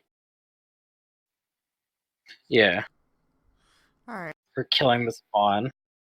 Let's see. We still didn't level. Nope. Really? How much? How We're far are you 130 off. 130? 130. Yeah. Let me check and see if there's anything else that you guys. Our elemental says, "Kill me for the experience." Yeah, alright. I kill the elemental. 130 experience. I'm just waiting for when he asks Finding- to go and I just finding say, like, the I secret killed door. Jane. Yeah, I was going to say that. I punched Jane.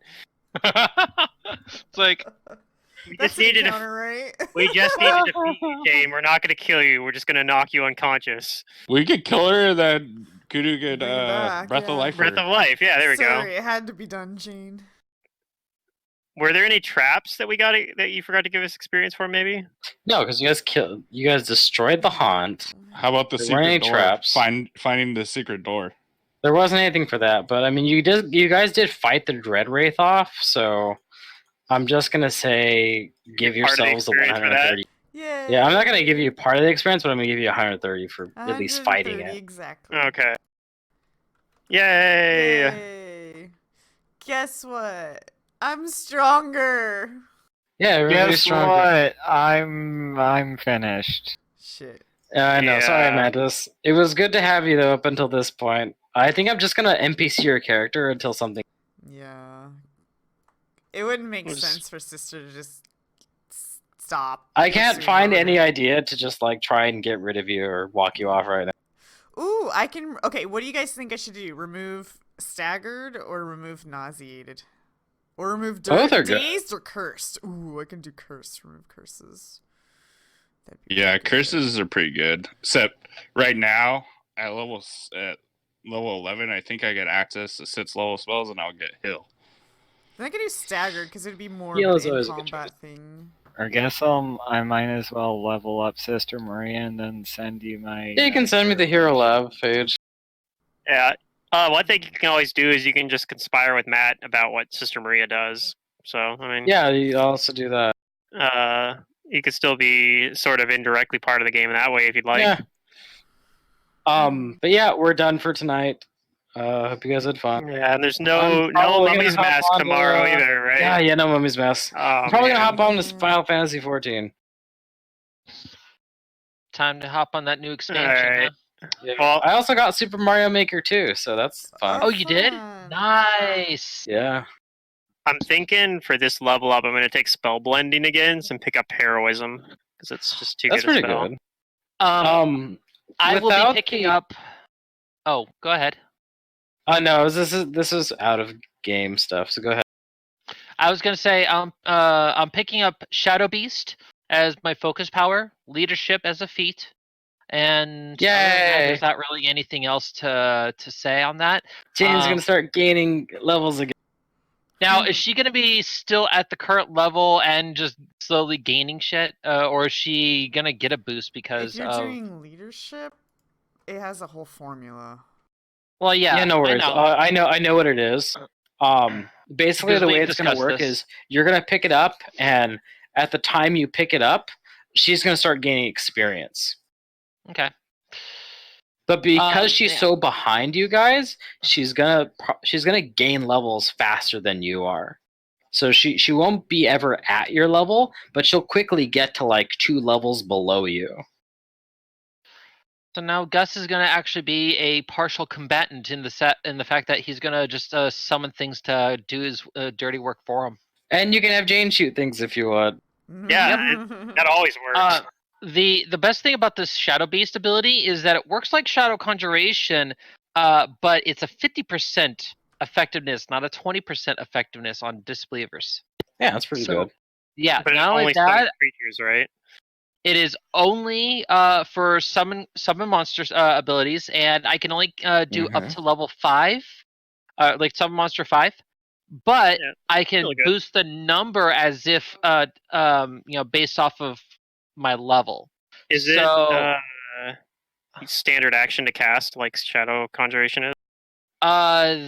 the ability, let me look at the book again. I saw that just earlier and I removed the mark. I know it's like one of the advantages of Shadow Conjuration compared to normal summoning. Yeah, it's just cast as Shadow Conjuration. Okay, cool. So yeah, it's a yeah. standard action then. So yeah, standard action summons are pretty good just in that sense too, because they come in the same turn you summon them. Yeah, and so yeah, as a standard action, I can call forth one or more beasts made of shadow by expending 1 point of mental focus. So it's cheap. And I get to do it as many times as I have points available for it. Essentially, Yep. Technically -1 if I want to keep my illusion resonant power. And then it functions like Shadow Conjuration, but it can be used to duplicate only the effects of summon monster spells. Creatures created with the spell deal 50% of the normal damage to those that disbelieve the illusion, and and their non-damaging effects only have a 50% chance of affecting disbelieving targets. This can be used to duplicate any summon monster spell up to summon monster 5 for every 2 additional levels I possess beyond 9th. The maximum spell I can duplicate with this spell increases with this ability increases by 1 to a maximum of summon monster 9 at 17th level. So basically, I can use that to go ahead and say, okay, I'm going to have the additional monsters. Yeah. And then, regardless of the spell duplicated, the creature remains for 1 round per occultist level I possess. So that's 11 rounds. Yeah, it's a pretty dope ass spell. Yeah, it's good. Yeah, it's going to be useful for general combats and everything because right now I can't really pick up much else. Yeah. So, not until I get my next implement, which I still haven't decided what I'm going to pick up yet for that implement yet. So, and then Matt, I'll be discussing the stuff regarding a couple questions regarding Shadow Conjuration, but also in addition to the stuff regarding the leadership stuff, as you mentioned. And then I'm going to go and hop on with you over to my computer. that. You guys go be cats and bunnies and. He sounds so disgusted. We will. I am disgusted. Hey, the story is damn good though. I don't believe it. You don't believe it? No, like after I've been through Guild Wars 2's story, like all the way to the end, like nothing. Yeah, but I heard Guild Wars 2's story is pretty subpar. What? No. I heard Guild Guild Wars. I heard Guild Wars 2 story is subpar by comparison. I don't know who you are hearing that from, but I was fucking It's probably crying my me. eyes out at the end of Guild Wars Oh, 2 yeah. story. I'm fucking And- bawling. Yeah, So and fucking you sad. will do the same in 14, and it is absolute. Like there are some moments that I just shut down from how just sad half. That's true. The music is also Their absolutely music's phenomenal. always good, but I've played Final Fantasy the first 2 campaigns, and the story's terrible. It's fucking awful. No, I'm not even gonna like argue about it. It's just bad. You just didn't like it at all. I just Okay, did yeah, not Realm like it at Reborn all. sucks. Realm Reborn sucks. Yeah. But So I can't get Heaven's past Sword that. is amazing. I have no Yeah, investment in that game. Yeah. Your call. Just Yeah. you know, it's just something that man, I fell in love with this game, and it's just me. I know somebody who's playing it, and he's already the Shadow Dancer. He already got to it, and it's just like, I'm like, oh, well, enjoy playing the same role that everybody's gonna play, because that's what everybody's gonna go do. They're gonna go play funny, that I'm one not class. actually doing I'm not picking up Dancer or Gunbreaker for a while. I'm gonna probably do those after I want to get my main class up, and then I want to work up a couple classes that have had massive, Yeah. awesome changes. But I mean, like, even if you do play Dancer, you can switch to another class because you Right. can play every class in the same That's characters. Right. Yeah, which is nice. All right, guys, I'm gonna get off. Mantis, good Take luck care, dude. on your